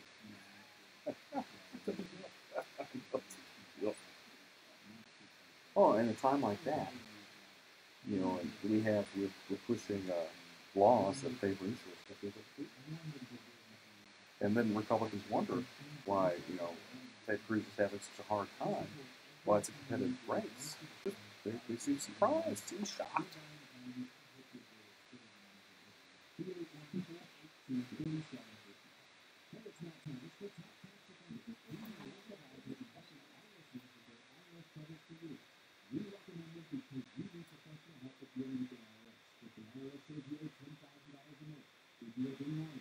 You can pretty well set up the background. Oh, I can hear it. No, I just hear you guys. I mean, Oh my gosh. I don't even know. I didn't even pay attention. Once it started, I was listening and laughing. It's a good show. Feel free to jump in. We talked smack for a little bit. Oh, I was laughing. Oh, man. I'm still, to be fair, I have 2 kids, a 5-year-old and a 2-year-old. I can just imagine having 3-year-olds, 3-year-olds. 2.5. So they're doing the trouble twos right now? Oh, yes. Okay. I'm back with Eric Dick on my little show we got here with Philip Paul Bryant running shotgun. We've got a great law couple, Russell and Cynthia. Was it Newman? So then we're talking law and politics, because that is just the most fun stuff to talk about on a Saturday afternoon, folks. It's just great. Okay, so what I saw in the news some time back is State Farm agreed to pay $250 million, not thousand, not hundred, $250 million. A quarter of a billion. Quarter of a billion, and the allegations were that they fixed the judge. When I say fix the judge, there's an underlining case, and they got that judge kicked out to get another judge that they pretty much paid for to kick out a meritorious case, and they got sued over that and settled it for $250 million. Yeah, this was Illinois. You know how they do Chicago politics style, right? I think it was the state Supreme Court. From what I saw, it was a state Supreme Court case. A judge was originally, I guess he was an appellate judge in the circuit court for a little bit, and then I guess when the seat came open, they threw looks like it was about $5 or $6 million behind his campaign. $5 or $6 million with the M. Bigger question is, can we get some of these State Farm PACs to donate to some of our judges? Just kidding. Just donating to us. Well, I think okay. So let's break this down a little bit, because this could go a lot of different ways. So you've got an insurance company, the biggest one in the nation. People wonder why I jump up and down and say, don't get State Farm, it's the worst one. All my newsletters, number one, say State Farm, they're vindictive. They're going to find any way to take advantage of you. I love their commercials, though, man. I mean, have you seen their commercials? It's good stuff. It is good stuff. You put your heels together and then say, and they're there when they need the money, but whenever it's time to pay the claim, apparently they aren't. They say, too bad, so sad, call your dad, go sue us. And if you get a good judge, then they're going to pay $5 million to kick out that judge to get someone else. It seems like, it looks like there was an original case that I guess the plaintiffs won about $8 billion. And so the case was already won, and it looks like they went back, got this judge on the bench, and allowed this judge to then go back and undo the case. Well, of course. That's pretty gangster, even for Chicago, even for Illinois. That's pretty gangster stuff. Cheaper than paying $8 billion. Yes, just a little. What do you think about that, Russell? What do you think about State Farm trying to fix a judge? We see that going on in Harris County in the criminal courts.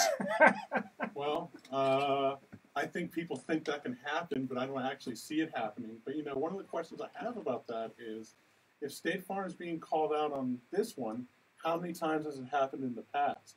That's a great question that I would have about this problem that's presented in Chicago. I see it every day, folks. I see it all the time, every day with State Farm. So I'm just gonna tell you about it. If State Farm does you wrong, you hire an attorney, you sue them. Your choices are take it to the box or walk away. And that's kind of they don't care. They make you try cases. They'll spend, the last one I tried, they spent maybe $400,000 or $500,000, and this is over like a $10,000 dispute, folks.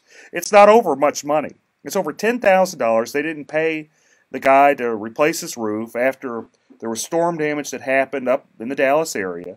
He was upset. He's like, I've been paying into State Farm for all this time, and I figure the least they do, I've been paying them, $3,000, $4,000, $5,000 a year. The least they do is pay to fix my roof. But no. They made him take it to the box. 3 years later, we had a trial. So, it happens all the time. What their strategy is to just blow you out of the water if they'll depose every single person. If you have an attorney proving up attorney fees, they'll depose you.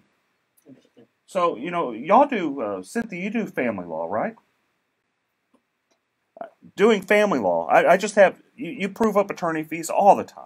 Either the husband will say, you know, you made me do this stuff as a portion of equity since we're married, you know, pay for my attorney fees. Or the wife, or there'll be a child support little fight. And it's like, you're making me have to do this, pay up my attorney fees. That's correct. Happens all the time, every day. Every day, somebody wants to find out, make sure that it's an equitable amount of attorney fees that are being paid on both sides. And there's some situations where you're entitled to the attorney fees. So if you file a motion for enforcement and you're successful, and when I say enforcement, that means, let's say your baby mama, to use the phrase, is not allowing you to see your kids according to an order. Well, judges don't like that, especially here in Harris County. We've got some really great family law judges on the bench right now. We do. And you're entitled to your attorney's fees if that judge feels that there was a violation of that order. So in those cases, how many of those cases have you seen? Just a guess. How many have you done in your life of those type of cases? I can't even count it. Like thousands, tens of thousands? I wouldn't say thousands. I'm not that old. But you'd say hundreds, like I would say probably about 100 at this point. Right, and then each week you've seen it 2, 3, 4 times, right? Yes, at least each week, 2, 3, just depending on our schedules. How many times has the opposing counsel thought it would be a good idea to depose someone over the attorney fees? Absolutely none. In fact, we barely question each other most of the time if they're fairly reasonable. On your hourly rate. At this point, isn't it? That's correct. Right. It's accepted practice on this point, especially on those types of cases. Now, what shocks me, get this, every single time I take a State Farm case to the box, they spend 3, 4, and this is nice, 3, 4, 8 hours deposing me over attorney fees. 8 hours. We call that being a bully. They're trying to intimidate and they're trying to make a point. And they're using you as part of it, obviously, because if one attorney says it's not worth it, then maybe the next person won't take a State Farm case. It's a deterrent on their part. Correct. They know that if they start doing it across the way, because obviously you have friends that are plaintiffs' attorneys, just like we have friends that are family law attorneys and criminal law attorneys, and so we talk. And there's certain cases in certain courts, which I won't say, that I may charge a little bit more because I know it may be a little more difficult to deal with. And I'm sure you and your friends discuss State Farm ad nauseum. Well, the good news is there's just not many people that take first-party insurance claims, especially with the current laws in place that are exceptionally favorable to insurance companies. You had a 542A that happened, over the last legislative session, where you had Texans for Lawsuit Reform basically bribing people to push that law in place. Just saying, and this is always their excuse, evil plaintiff lawyers, greedy plaintiff lawyers, they're taking advantage of everybody, and I just don't. Fair enough. That's just their propaganda. And usually when there's propaganda, there's a reason for the propaganda. And I'm going kind of off on just a tangent. But since we're going off in this tangent, let's run with it a little bit. Another thing I want to talk about. What makes me upset about the State Farm case is my main man, Eric Dick, wasn't the attorney. I was suing for that how much, what's the attorney fees on that? What's the Mexican restaurant we go to? Oh, El Tiempo. Man, think about how many times we could have went to El Tiempo. Lifetime supply. He could have bought El Tiempo. He could have bought it in your backyard next to the pool. Save ourselves some time. Fajitas and margaritas for everyone. No, we just get the little. We're just gonna be getting the little meals. We're ordering off the lunch plate, Philip. We aren't buying no restaurants. There's the kids menu too. There's the kids menu. Yeah. You especially have the kids menu with 3 kids. You can bring the girls; they'll only eat one of them. Okay, so we're going to take a quick break. We're going to be back. We're going to talk about TWIA, Texas windstorm. We're going to talk about the courthouse state of affairs with family and criminal courthouses, and of course we're going to talk about the debate last night with Beto and Ted Cruz. Stay in. Stay with us. Thanks, folks. See you soon. I turned the microphone off. I think I did. I hit off.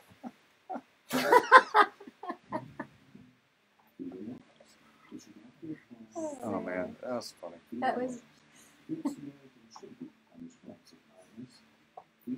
Oh man. That's what I brought. No, I've been doing this 100 ounces of water a day, trying to make sure I stay hydrated, and I'm like, because it helps with your like intake of food as well. So yeah, it fills me up, and so that doesn't bode well for sitting anywhere for an hour or two. So. I always try to. I get really bad reflux, so I try to drink water and eat healthy. All the avoid all the stuff you like, everything that's good, Exactly. everything that tastes good. It's bad for reflux. Hi, this is Eric Dick, and I think it's important that you know your rights. If your homeowner's insurance company has denied or underpaid your claim, you have the right to hire an attorney. You have the right to call me for a free consultation at 833-7-RIGHTS. That's 833-7-RIGHTS. Don't let your homeowner's insurance company take advantage of you. Call me today at 833-7-RIGHTS. Has your homeowner's insurance claim been denied or underpaid? Call Dick Law Firm at 833-7-RIGHTS. Feeding rocks. It should not be a crime to feed the homeless. Feeding rocks. A good Samaritan shouldn't be punished for acts of kindness. Feeding rocks. Because it's more of a crime to turn your back on a starving person. Feeding rocks. You shouldn't go to jail for sharing food. Feeding rocks. You can't in good conscience let a hungry person starve. Feeding rocks. Help us legalize charity. Go online and sign the petition. www.feeding.rocks. Feeding Rocks.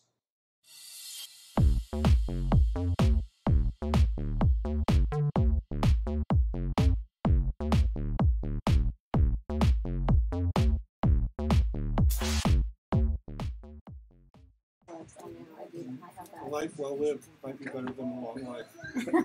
Well, I got kids too. I'm not going short. Yeah, the 2-year-old. That's. You guys got. You're not a spring chicken when you had the kiddos, which ain't nothing. I don't mean to be nothing. I wasn't young when I had my kiddos either. It's tough. And it's amazing. It's some of the best parts of your life. It is. It's great. And I tell people I had them late, but I had a good time before, so it's not like I'm sitting here missing the vacations or doing things. No, and you got your kiddos, and the way they look at you, the way the things they do is just so adorable. How they interact. They're happy just to sit on you and watch TV They for like a short period. they will manipulate you the rest of your life. They try. They try. Very much the Hispanic mama, so. And people laugh at me, but I'm like, you take my kids in public, they eat out once or twice a week, and we don't have issues. Nothing's wrong with that. I sit there. I may not eat, but it's just to train them as they get older so they know how to behave when you're in public, because we eat out probably 2 or 3 times a week with them. And then ourselves forget it, we eat. Nothing's wrong with that. And you're in the swamp. You're chugging along. You got like doing family law and criminal law. That's tough. That's We tough didn't even work. slow down. We had them in the NICU for 6 weeks. They were home for 2 weeks when we tried a sexual assault case in Galveston. So we were leaving them at 7 with the nanny and getting back at 7 and then taking care of them, and they weren't sleeping through the nights. So we were living on an hour and a half to 2 hours of sleep a night while we tried the sexual assault case. It was crazy. I think about it now, and I can't even believe we survived. It's awesome. It's just awesome in itself, and that y'all are able to push a successful law firm. And you got 3 kiddos, like young kiddos, and just do it. I mean, you aren't sleeping, but you're doing it. Well, we have a lot Somehow it of, has to get done. we have extended family. My family, I Yeah, come from a your very family big helps a family. lot. And so they help out quite a bit. And then, like today, I was lucky my secretary's daughter had early childhood development as her major. So she's in student teaching and not making money. So she's happy to come over on Saturdays and take care of the kids for us for a few hours for not that much. And I mean, otherwise I would be coming here. You know, our family wants to do things with their families too. No. My mom's playing with my kids now too. I mean, we're lucky. A lot of people don't have extended family to help, so I'm very, very blessed. Getting close. So just push on, right? You all tell me when, and I'll do on. All right, folks, we're back. I've got a bunch of great people here. Philip Paul Bryant, Here. Russell, and Cynthia Newman. Hello. Great family and criminal law here in Houston. And let's talk about Texas windstorm, whether it's worth it, whether we should get rid of it. Let's kind of go a little background. Texas Windstorm is the insurance company of last resort along the coast. Laws changed maybe in 2000, let's say 5, making it pretty difficult to get Texas Windstorm to actually pay a claim. You have a lot of articles happening, a lot of people suing, saying that Texas Windstorm, they sent out an initial adjuster saying that the damage was like $80,000. Then that was too much, and they had to send out like a new adjuster to come back and just knock the number down to like $10,000, $15,000. My question is this: should we even have Texas Windstorm? Why are we paying the money on this? If they're ripping people off, why do we even have it? Why are we even dealing? Why? You're the insurer of last resort, from what I read. Well, I don't. Okay, so I hear you saying it's the insurer of last resort, but you got to keep in mind. Here's kind of the beauty of it. There's also lender-placed policy. So if you didn't have insurance, the lender would automatically kick in. And I'm not saying it's better because actually it might be like just slightly better if you're able to sue them. They always argue that you don't have standing, but it's much better insurance than Texas Windstorm because it's comprehensive, and I'm sure there's the same level of corruptions there. I'm not doubting that, but I guess the question is it better? Because I'm not even sure. What do you think, Philip? So this is something that taxpayers have to pay for. Mm-hmm. Yes. Oh yeah. And it kicks in if your current policy doesn't work. No, if you are off the Gulf Coast and you want insurance, there are some insurance companies now that do sell. Private insurance companies. Swift is one. Just an interesting name for insurance company on the Gulf Coast.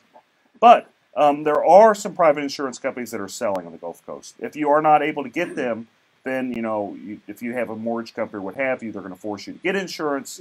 If you're denied. No, if you can't get insurance, or if you end up getting it from someone like TWIA. And so that's kind of what it is. What do you think, Russell? I don't see the point. I kind of agree with you. What are we getting out of this? I mean, is there a tangible asset that we see in TWIA that we wouldn't see if we didn't have it? I don't know. Cynthia, what do you think? Well, it sounds like they are paying some, they're just not paying all. Is that correct? The allegations are there's a law firm that sued them, done depositions, where what happened is initially they'd say like the damages are like $80,000, and then they wouldn't like that, so they'd go back and they'd send another expert and say, no, that's too much, let's knock it down to 15.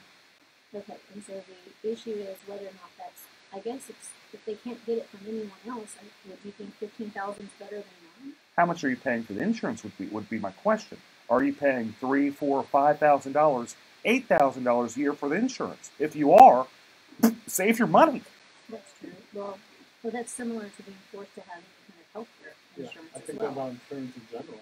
For some people, they pay whatever the penalty is. It's $600 to $1,000 or something like that, versus you don't want to know what we pay every month.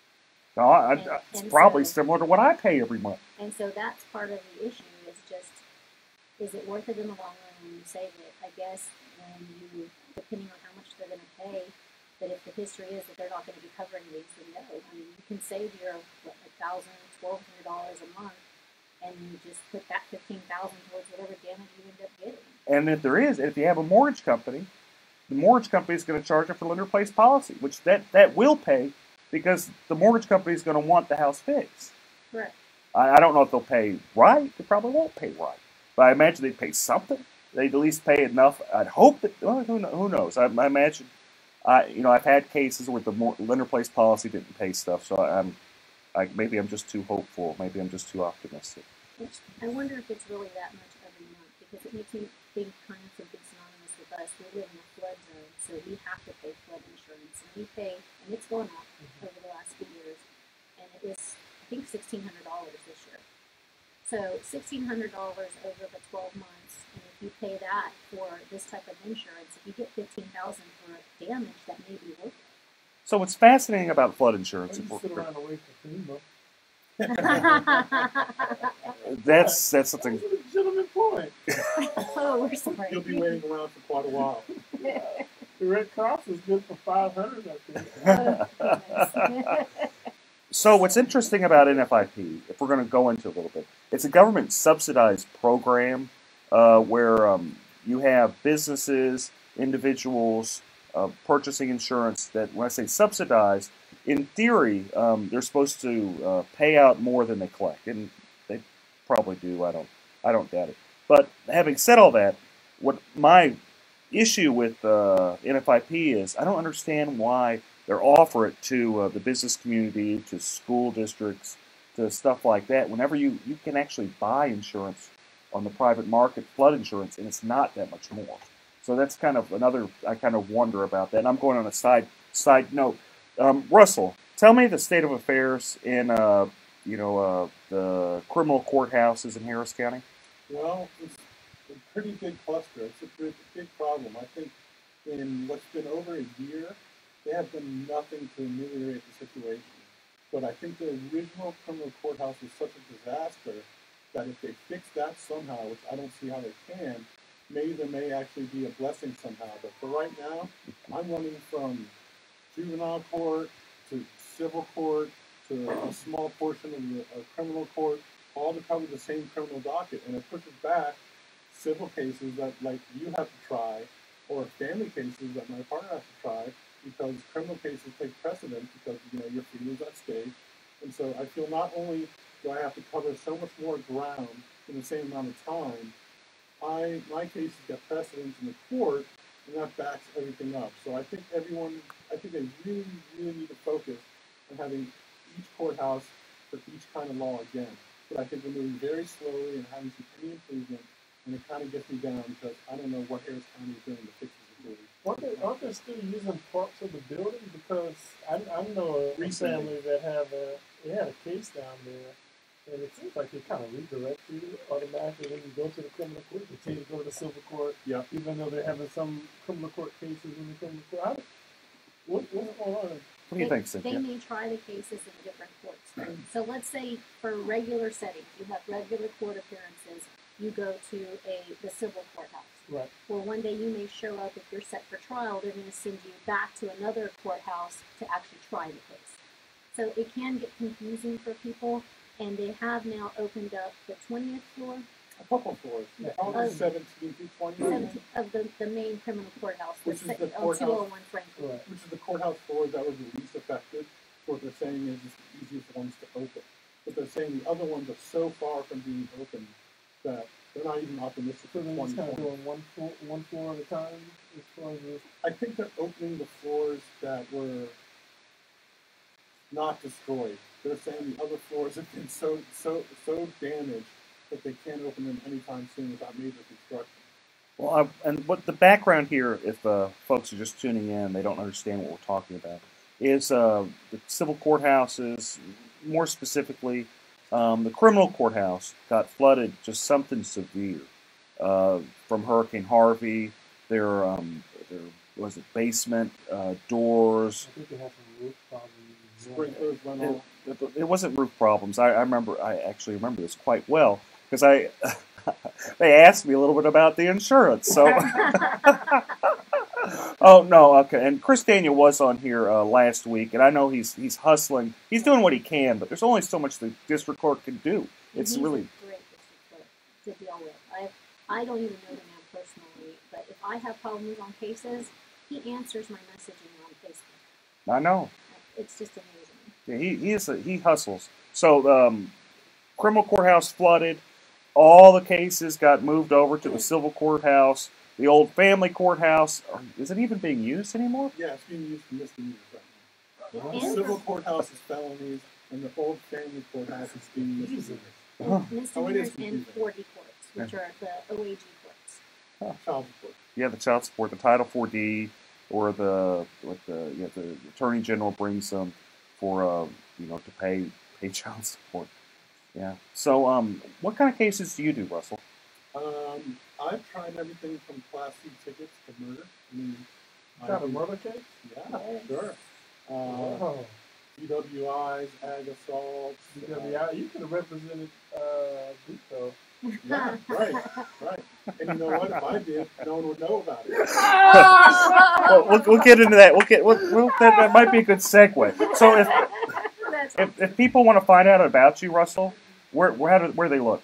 Well, you can type in my name in Google, and the first thing that comes up is my website, but officially it's newmanandrodriguez.com, and it gives us a little dossier about who we are, and, we're just fighters. We fight our cases. We don't plead.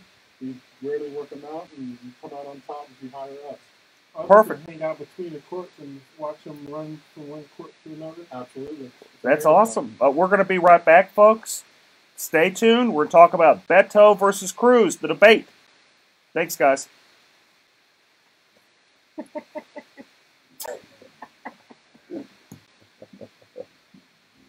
Oh, God. She keeps me on track. The thing is, sometimes I'll forget. I won't catch it until it's like, you gotta take a break. You want to hear the news? Yeah, they say 2020 is optimistic, by the way. So it fits any of the points. No, I don't doubt it. I don't. So that's thinking 2021, 2022. It's saying 2020 is optimistic. My hope is that they actually. The problem with the criminal courthouse. Well, there's a lot of problems with the criminal courthouse. But the biggest problem that I saw is that you couldn't get into the darn thing. So if they are repairing it, I hope they actually fix it so you can actually go up the elevator. I think how much are they spent? Might be good to start from the back. Definitely. Because I mean, the structure is already flawed as it is. Somebody got a whole building there? Yeah. How long does it take you to get to the Gulf City? Sometimes it's even if I'm on bond, my mind could be surrendered and revoked, and I'm going on time. You gotta come, and you got a big line from the courthouse. That's what happened to someone. I was in the DGA, and they went through the metal detectors and everything at the Silver Courthouse. They told them they needed to go to the criminal court. They went over to the criminal court. They said, no, you need to go back to the Silver Court. And by the time they got back, the line was like around the corner. And I'm pretty sure that they got there following her. Yep. That's insane. And they wonder why people have big problems with criminal justice. They wonder why people are upset with criminal justice. Yeah, I have to. Hey, you were there on time. They tell you to go to the wrong building, and now You they bond just you revoke both. your bond and put you back in jail. That's You got to show up to court for 2 hours. They wonder. Huh. Smoking always affected my daily life because I was a closet smoker. It really sort of controlled me from that. My boss is saying that I can get through, so I don't believe the odor of smoking. There's no ash all over the car. I would say give it a try. Because the odor and satisfaction of smoking. If you can use a cigarette ash burning in your nose, switch to good. Check out JUL.com. You don't smoke a vape, don't stop. This month, smoking.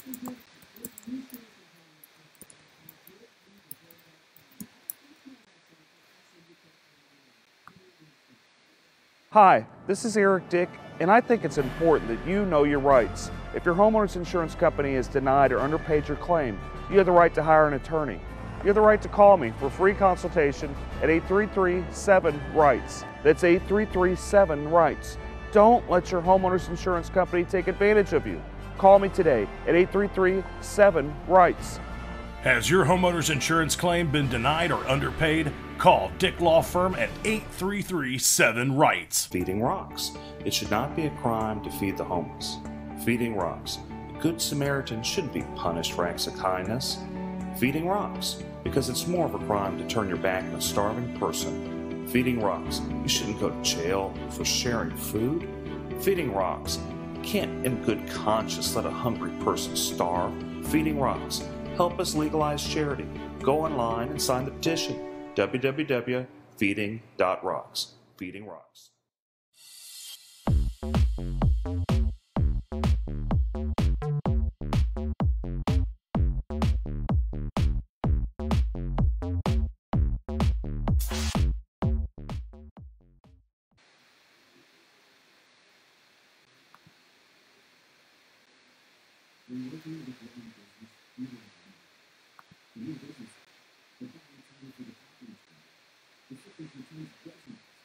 Weird.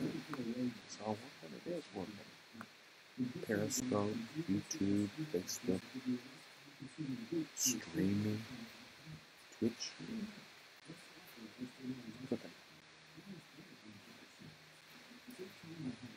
How you guys on Instagram doing? Thumbs up?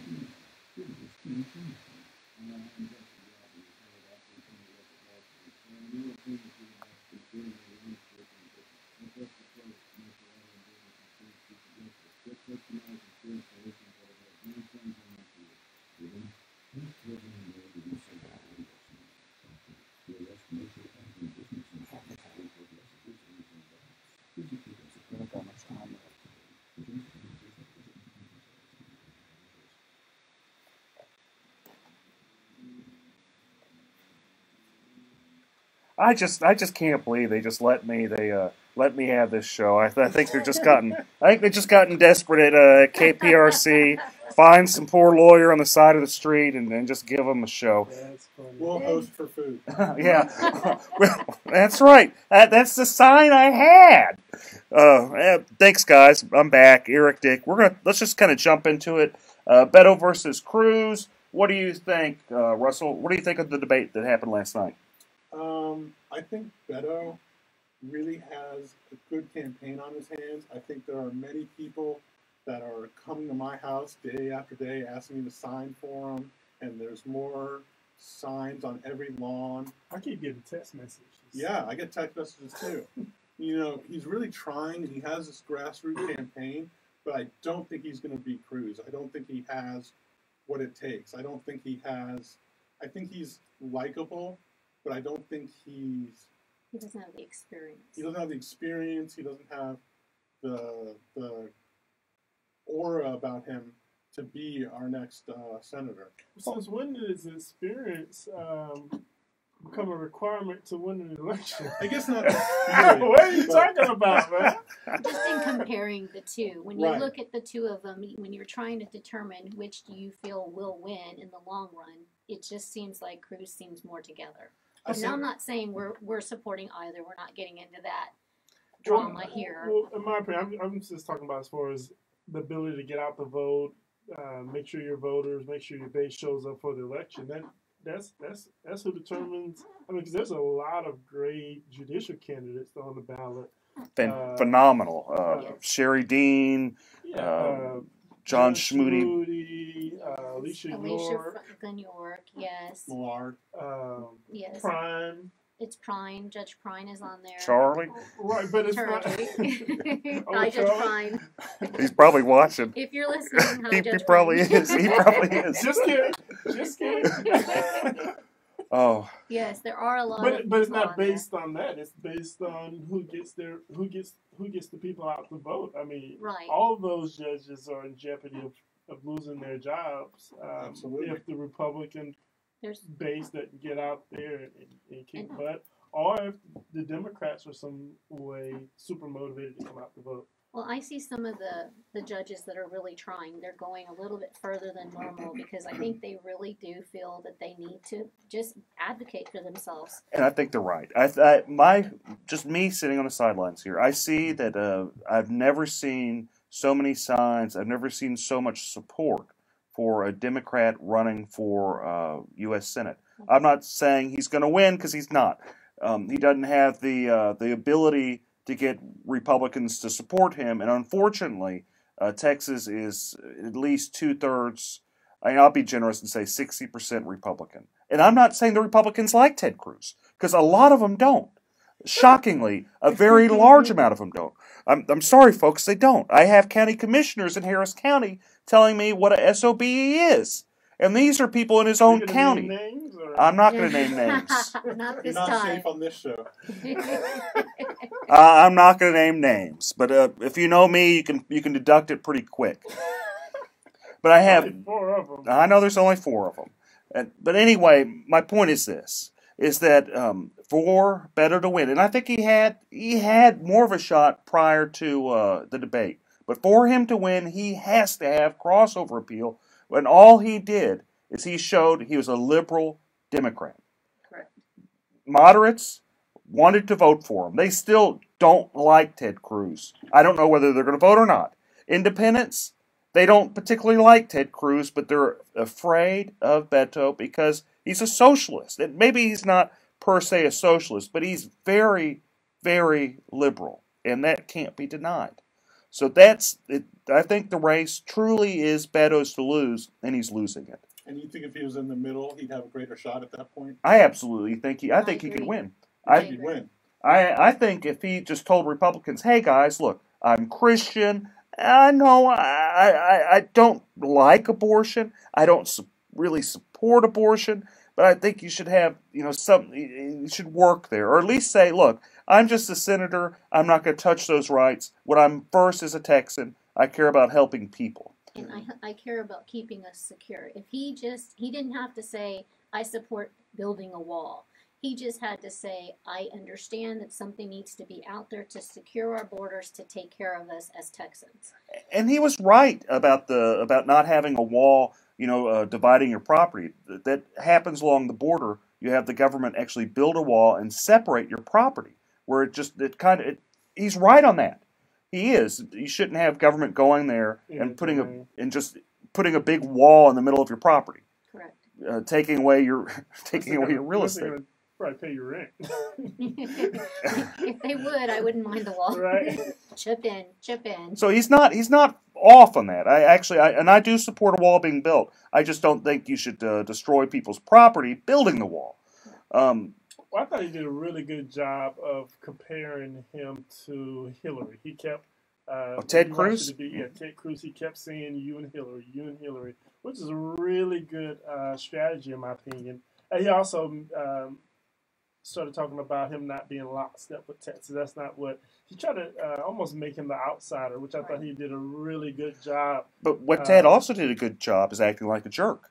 And that's what he's really good at. And I don't mean to be anything, but whenever you had Beto at the very end try to be nice and Ted kind of being a little sarcastic, it didn't help him. There's a reason why this race is as close as it is. There has to be a reason why. And I don't buy into a bunch of liberals pouring money into it, because that happens all the time.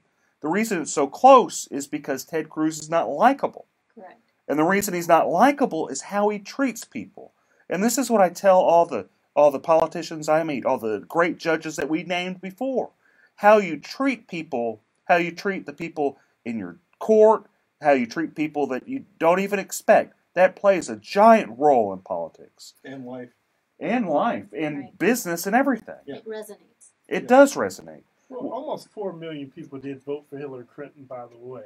It was, a 43 to 53% Hillary versus Trump, what was it, 2 years ago? So there are a lot of Democrats in Texas who has the ability to vote for a veto. What was the end numbers with Trump and Hillary? I think Trump got about 53% to Hillary's 43%.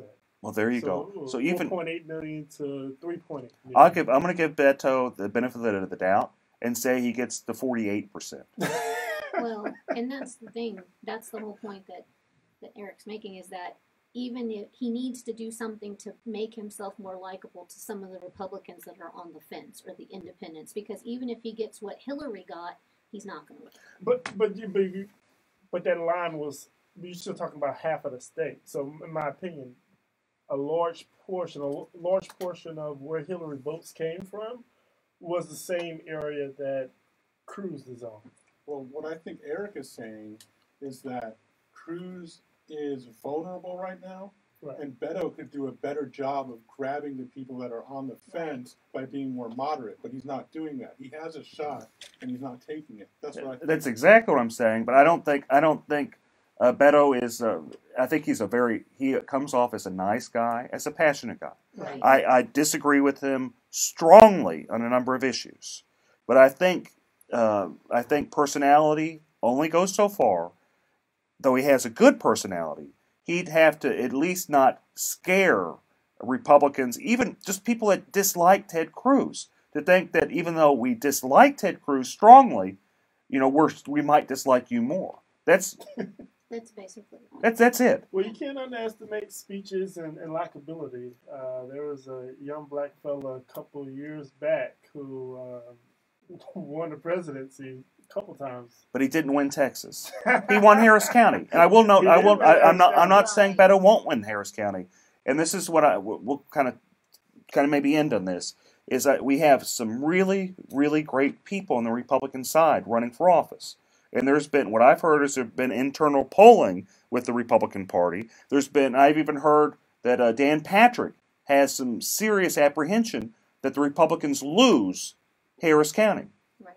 And if that happens, it's going to be very sad, because people like Sherry Dean, and I've known her a long time, she is a very, very sweet woman. Roy Moore, too. We almost forgot about Judge Farr. Judge Farr is probably one of the most qualified family law judges on the bench. He's amazing, and he's up for re-election, and that's what's going to be difficult, is if people go out there and vote straight party, which I do not advocate. Please don't do that. If you don't know anything about these family law judges, message me on Facebook. I'm happy to discuss it with you. I'm happy to tell you why I support these judges, because they have experience. They do well. They do their job in such a manner that you are proud to work in Harris County.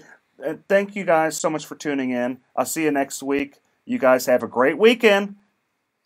Thank you. Thanks. Sorry. That's okay. I talk way too much. Everyone, thanks for tuning in. Hope to hear from you soon. Hope to hear your comments. Thank you. Bye. Thanks a lot, everybody. We appreciate you watching.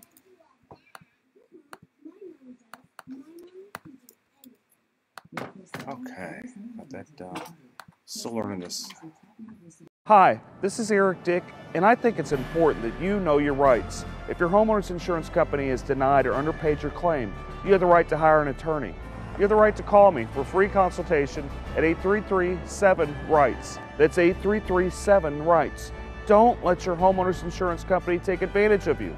Call me today at 833-7-RIGHTS. Has your homeowner's insurance claim been denied or underpaid? Call Dick Law Firm at 833-7-RIGHTS. Feeding Rocks. It should not be a crime to feed the homeless. Feeding Rocks. A good Samaritan shouldn't be punished for acts of kindness. Feeding Rocks. Because it's more of a crime to turn your back on a starving person. Feeding Rocks. You shouldn't go to jail for sharing food. Feeding Rocks. You can't in good conscience let a hungry person starve. Feeding Rocks. Help us legalize charity. Go online and sign the petition. www.feeding.rocks. Feeding Rocks.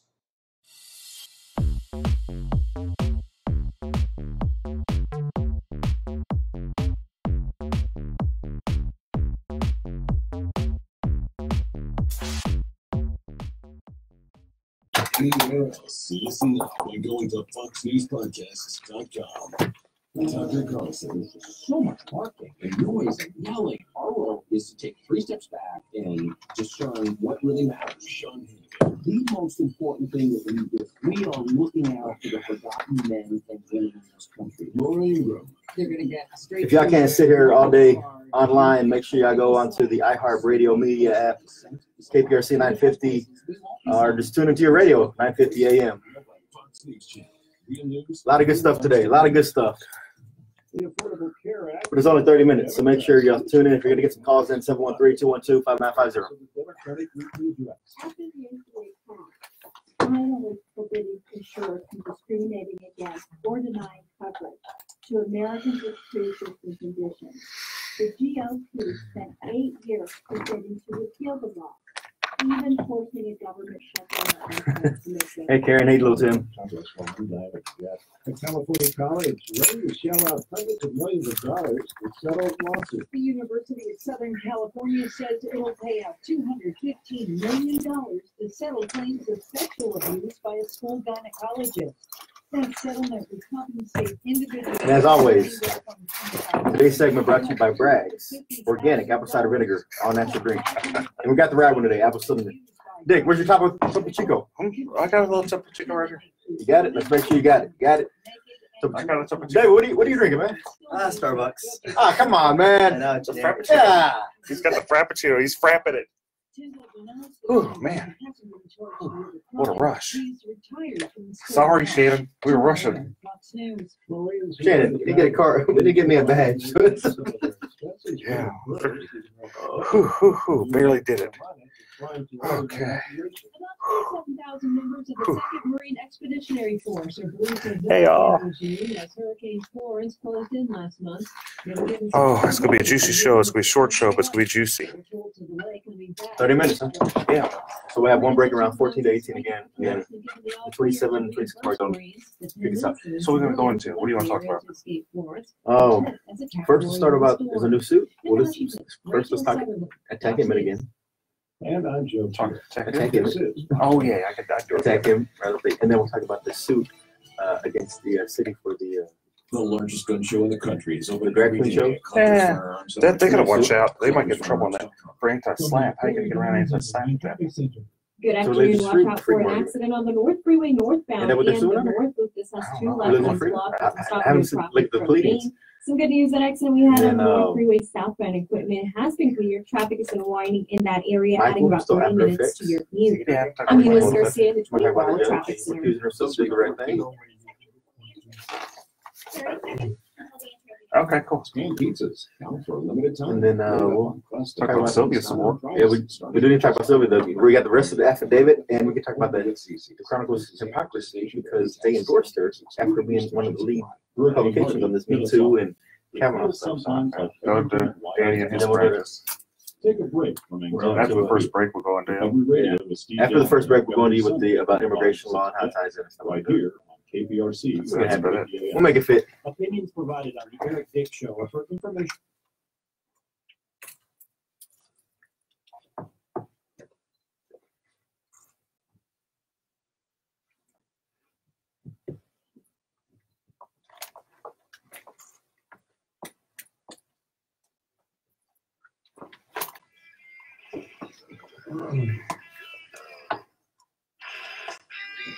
See, they've never heard the intro on Facebook streaming.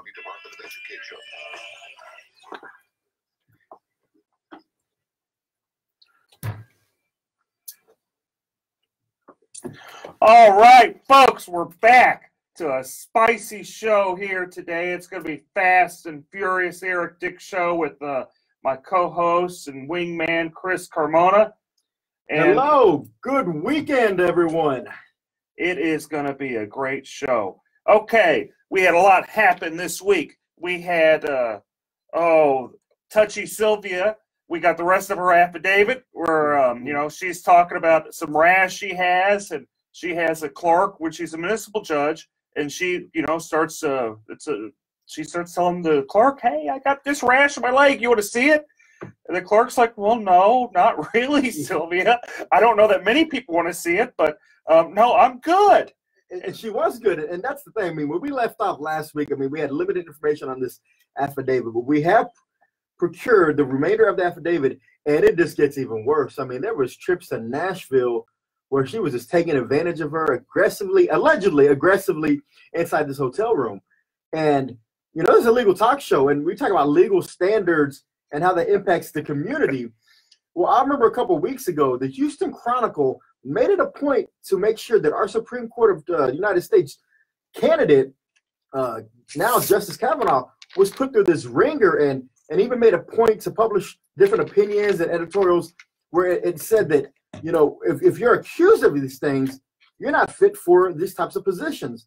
So with Sylvia being accused of these types of allegations, it's surprising that they came out and endorsed her this week. What's going on? Well, you know, to quote Erica Grinder from the Houston Chronicle, it's dead and irrelevant and no one cares. And that's actually from a reporter. So you know, what's interesting with the whole Kavanaugh thing is you had a woman, and she was sincere. I know there's people that, you know, have different opinions, but she seems sincere that something happened to her. Maybe we aren't sure what happened, but something happened, and she seems sincere about it. Just as the level of sincerity in that affidavit. I mean, and they go into a lot of detail. And it's pretty folks. detailed. I mean, these aren't things that have been sitting on and no one's come forward. Apparently, Ms. Gutierrez had actually made these complaints before, but it fell on deaf ears. And that's the problem I see with the city of Houston, is that they pick and choose who they actually want to move forward with these types of allegations. And I think that's something that falls back into the city council and also the mayor, because we have to stop that culture of siding with some, whether it's political or not, or it's just friendships. If these allegations are being thrown out there, you got to act on those. I mean, if not, you open yourself to all types of liability in the employment field, right? Yeah, you're right. And didn't if I remember right, reading that affidavit, didn't one of her like staffers kind of walk in and go, whoa, I don't want to see this, turn around, like beeline right out, opened the door, unlocked it, and said, whoa, made a U-turn and got back out of there. I mean, so there's been witnesses to these allegations or to these events, and I'm just shocked and appalled that for the Houston Chronicle to come out and say, you know, we're going to lead the movement and making sure that people have a voice and people who have these allegations, they're going to be heard, to come out with no hesitation and endorse against Philip Arnoff in the congressional race in CD 29 over in the east side of Harris County. Or they could have just done no endorsement. I mean, they could have just done, they could have said, you know, well, look, we're going to be the bigger person. These allegations with Sylvia, they're pretty sincere. You know, and just so the listeners know, this is, you know, the former county commissioner, former state senator, Sylvia Garcia. What she did is she took off her, allegedly, which is probably not very alleged, but anyway, she took off her pants, said, hey, you know, I got a rash to one of her clerks, you know, ran around in her panties. Another one of her staffers kind of came in and kind of was freaked out and beelined out of there and just completely harassed this poor girl. I mean, if I did this type of stuff at my business or even at the Department of Education, it'd be all over the news. Oh, it would be. It would be lawsuits left and right, all over the news. Every single media publication in the city would be covering that. And again, I'm just shocked at that. And, you know, I hope that, you know, people put politics aside because, again, this has a lot more weight in this story with specific details than we saw with Kavanaugh. And I hope the Democrats actually hold Sylvia Garcia accountable. And there may be some infighting that results from this with early voting starting on Monday. And so we'll just have to see on that. But with infighting also comes another person we need to talk about.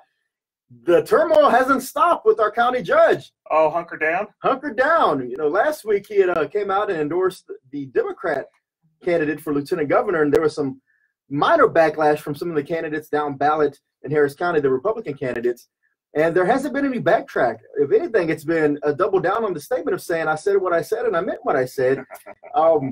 You know, how's that going to affect everybody? How's that going to affect the courthouses? Because, you know, in 2008, we saw a huge wipeout. 2012, we saw it again, a wipeout. 16, another one, sweep every 4 years. See, Ed Emmett is just kind of the reaction. It's really the fault of the local party, the complete mismanagement by the local Harris County Republican Party, and the arrogance of Ted Cruz.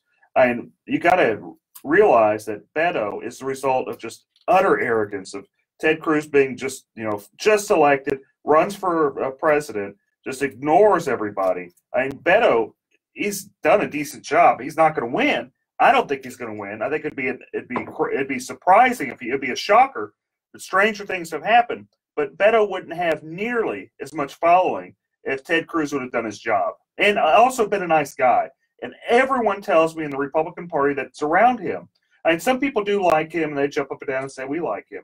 But there's a surprising amount of people that say he's a jerk. I don't want to be around him. He's not connected to the people he was when he campaigned first in 2012. He's kind of separated himself with more of an elitist attitude is what I hear. And then I also heard last night that there was a Kingwood Tea Party gathering, candidate rally, and apparently that was the buzz around the room. Is anybody going to hold Ed Emmett accountable for this statement?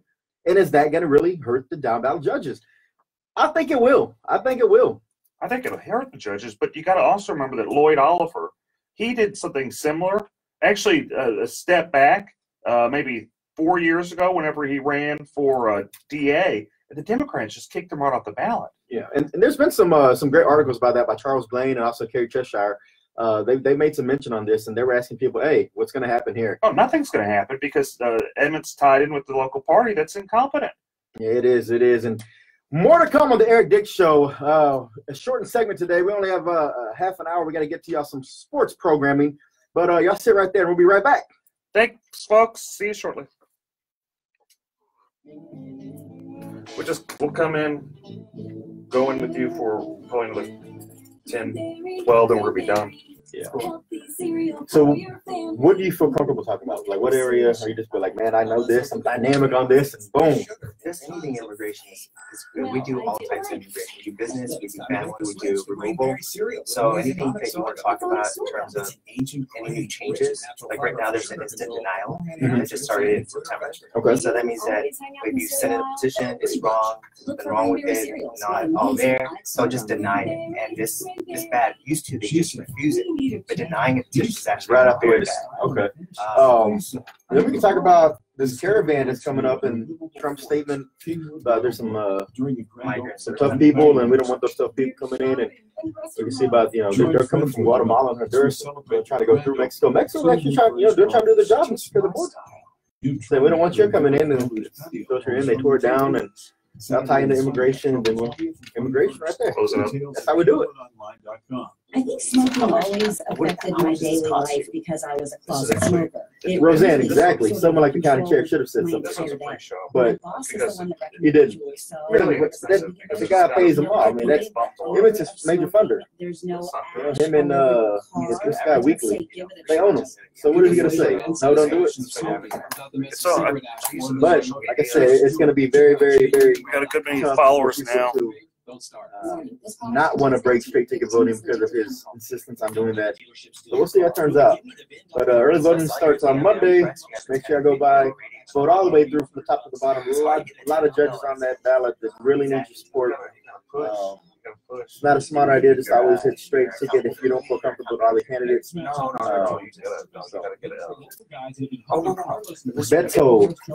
fake Mexican. Is he really a fake Mexican, or is he just using the name to try to trick people? What kind of fires was he putting out? Like what was being said to try to mitigate that damage? I mean, could you really mitigate that? Unless maybe to show some poll numbers, like the current poll shows, even with that statement, we're still up about 15%. Anything like that.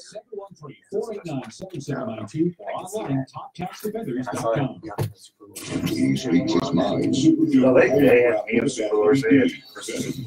just wanted to make sure that the official name. How long did spread around? 9.2, but it took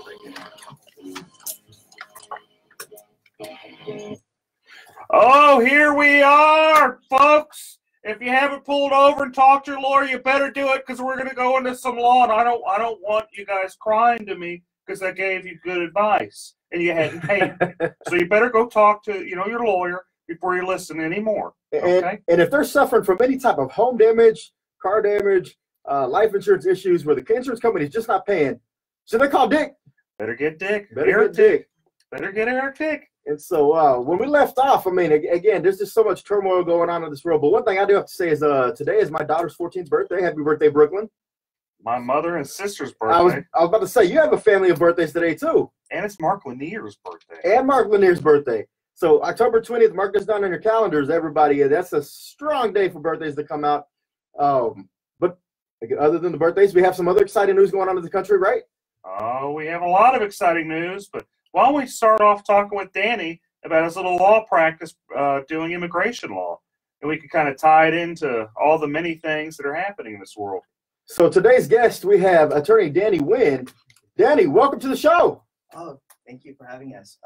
This is David Wynn, by the way. Oh, sorry. David Wynn. Oh, I'm sorry.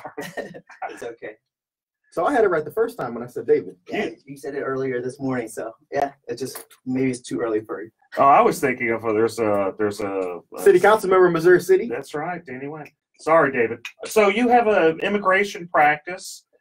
You've been practicing law about 10 years, right? That's right. We're practicing 10 years. We have an office in Southwest Houston and one in Northwest Houston as well. Excellent. And so there's been some changes lately. And could you tell me about the changes in immigration law that's, some of the listeners might want to know about? Yeah, so there's a lot of changes across immigration, across the board. So whether it's legal immigration or illegal immigration, there's changes across the board.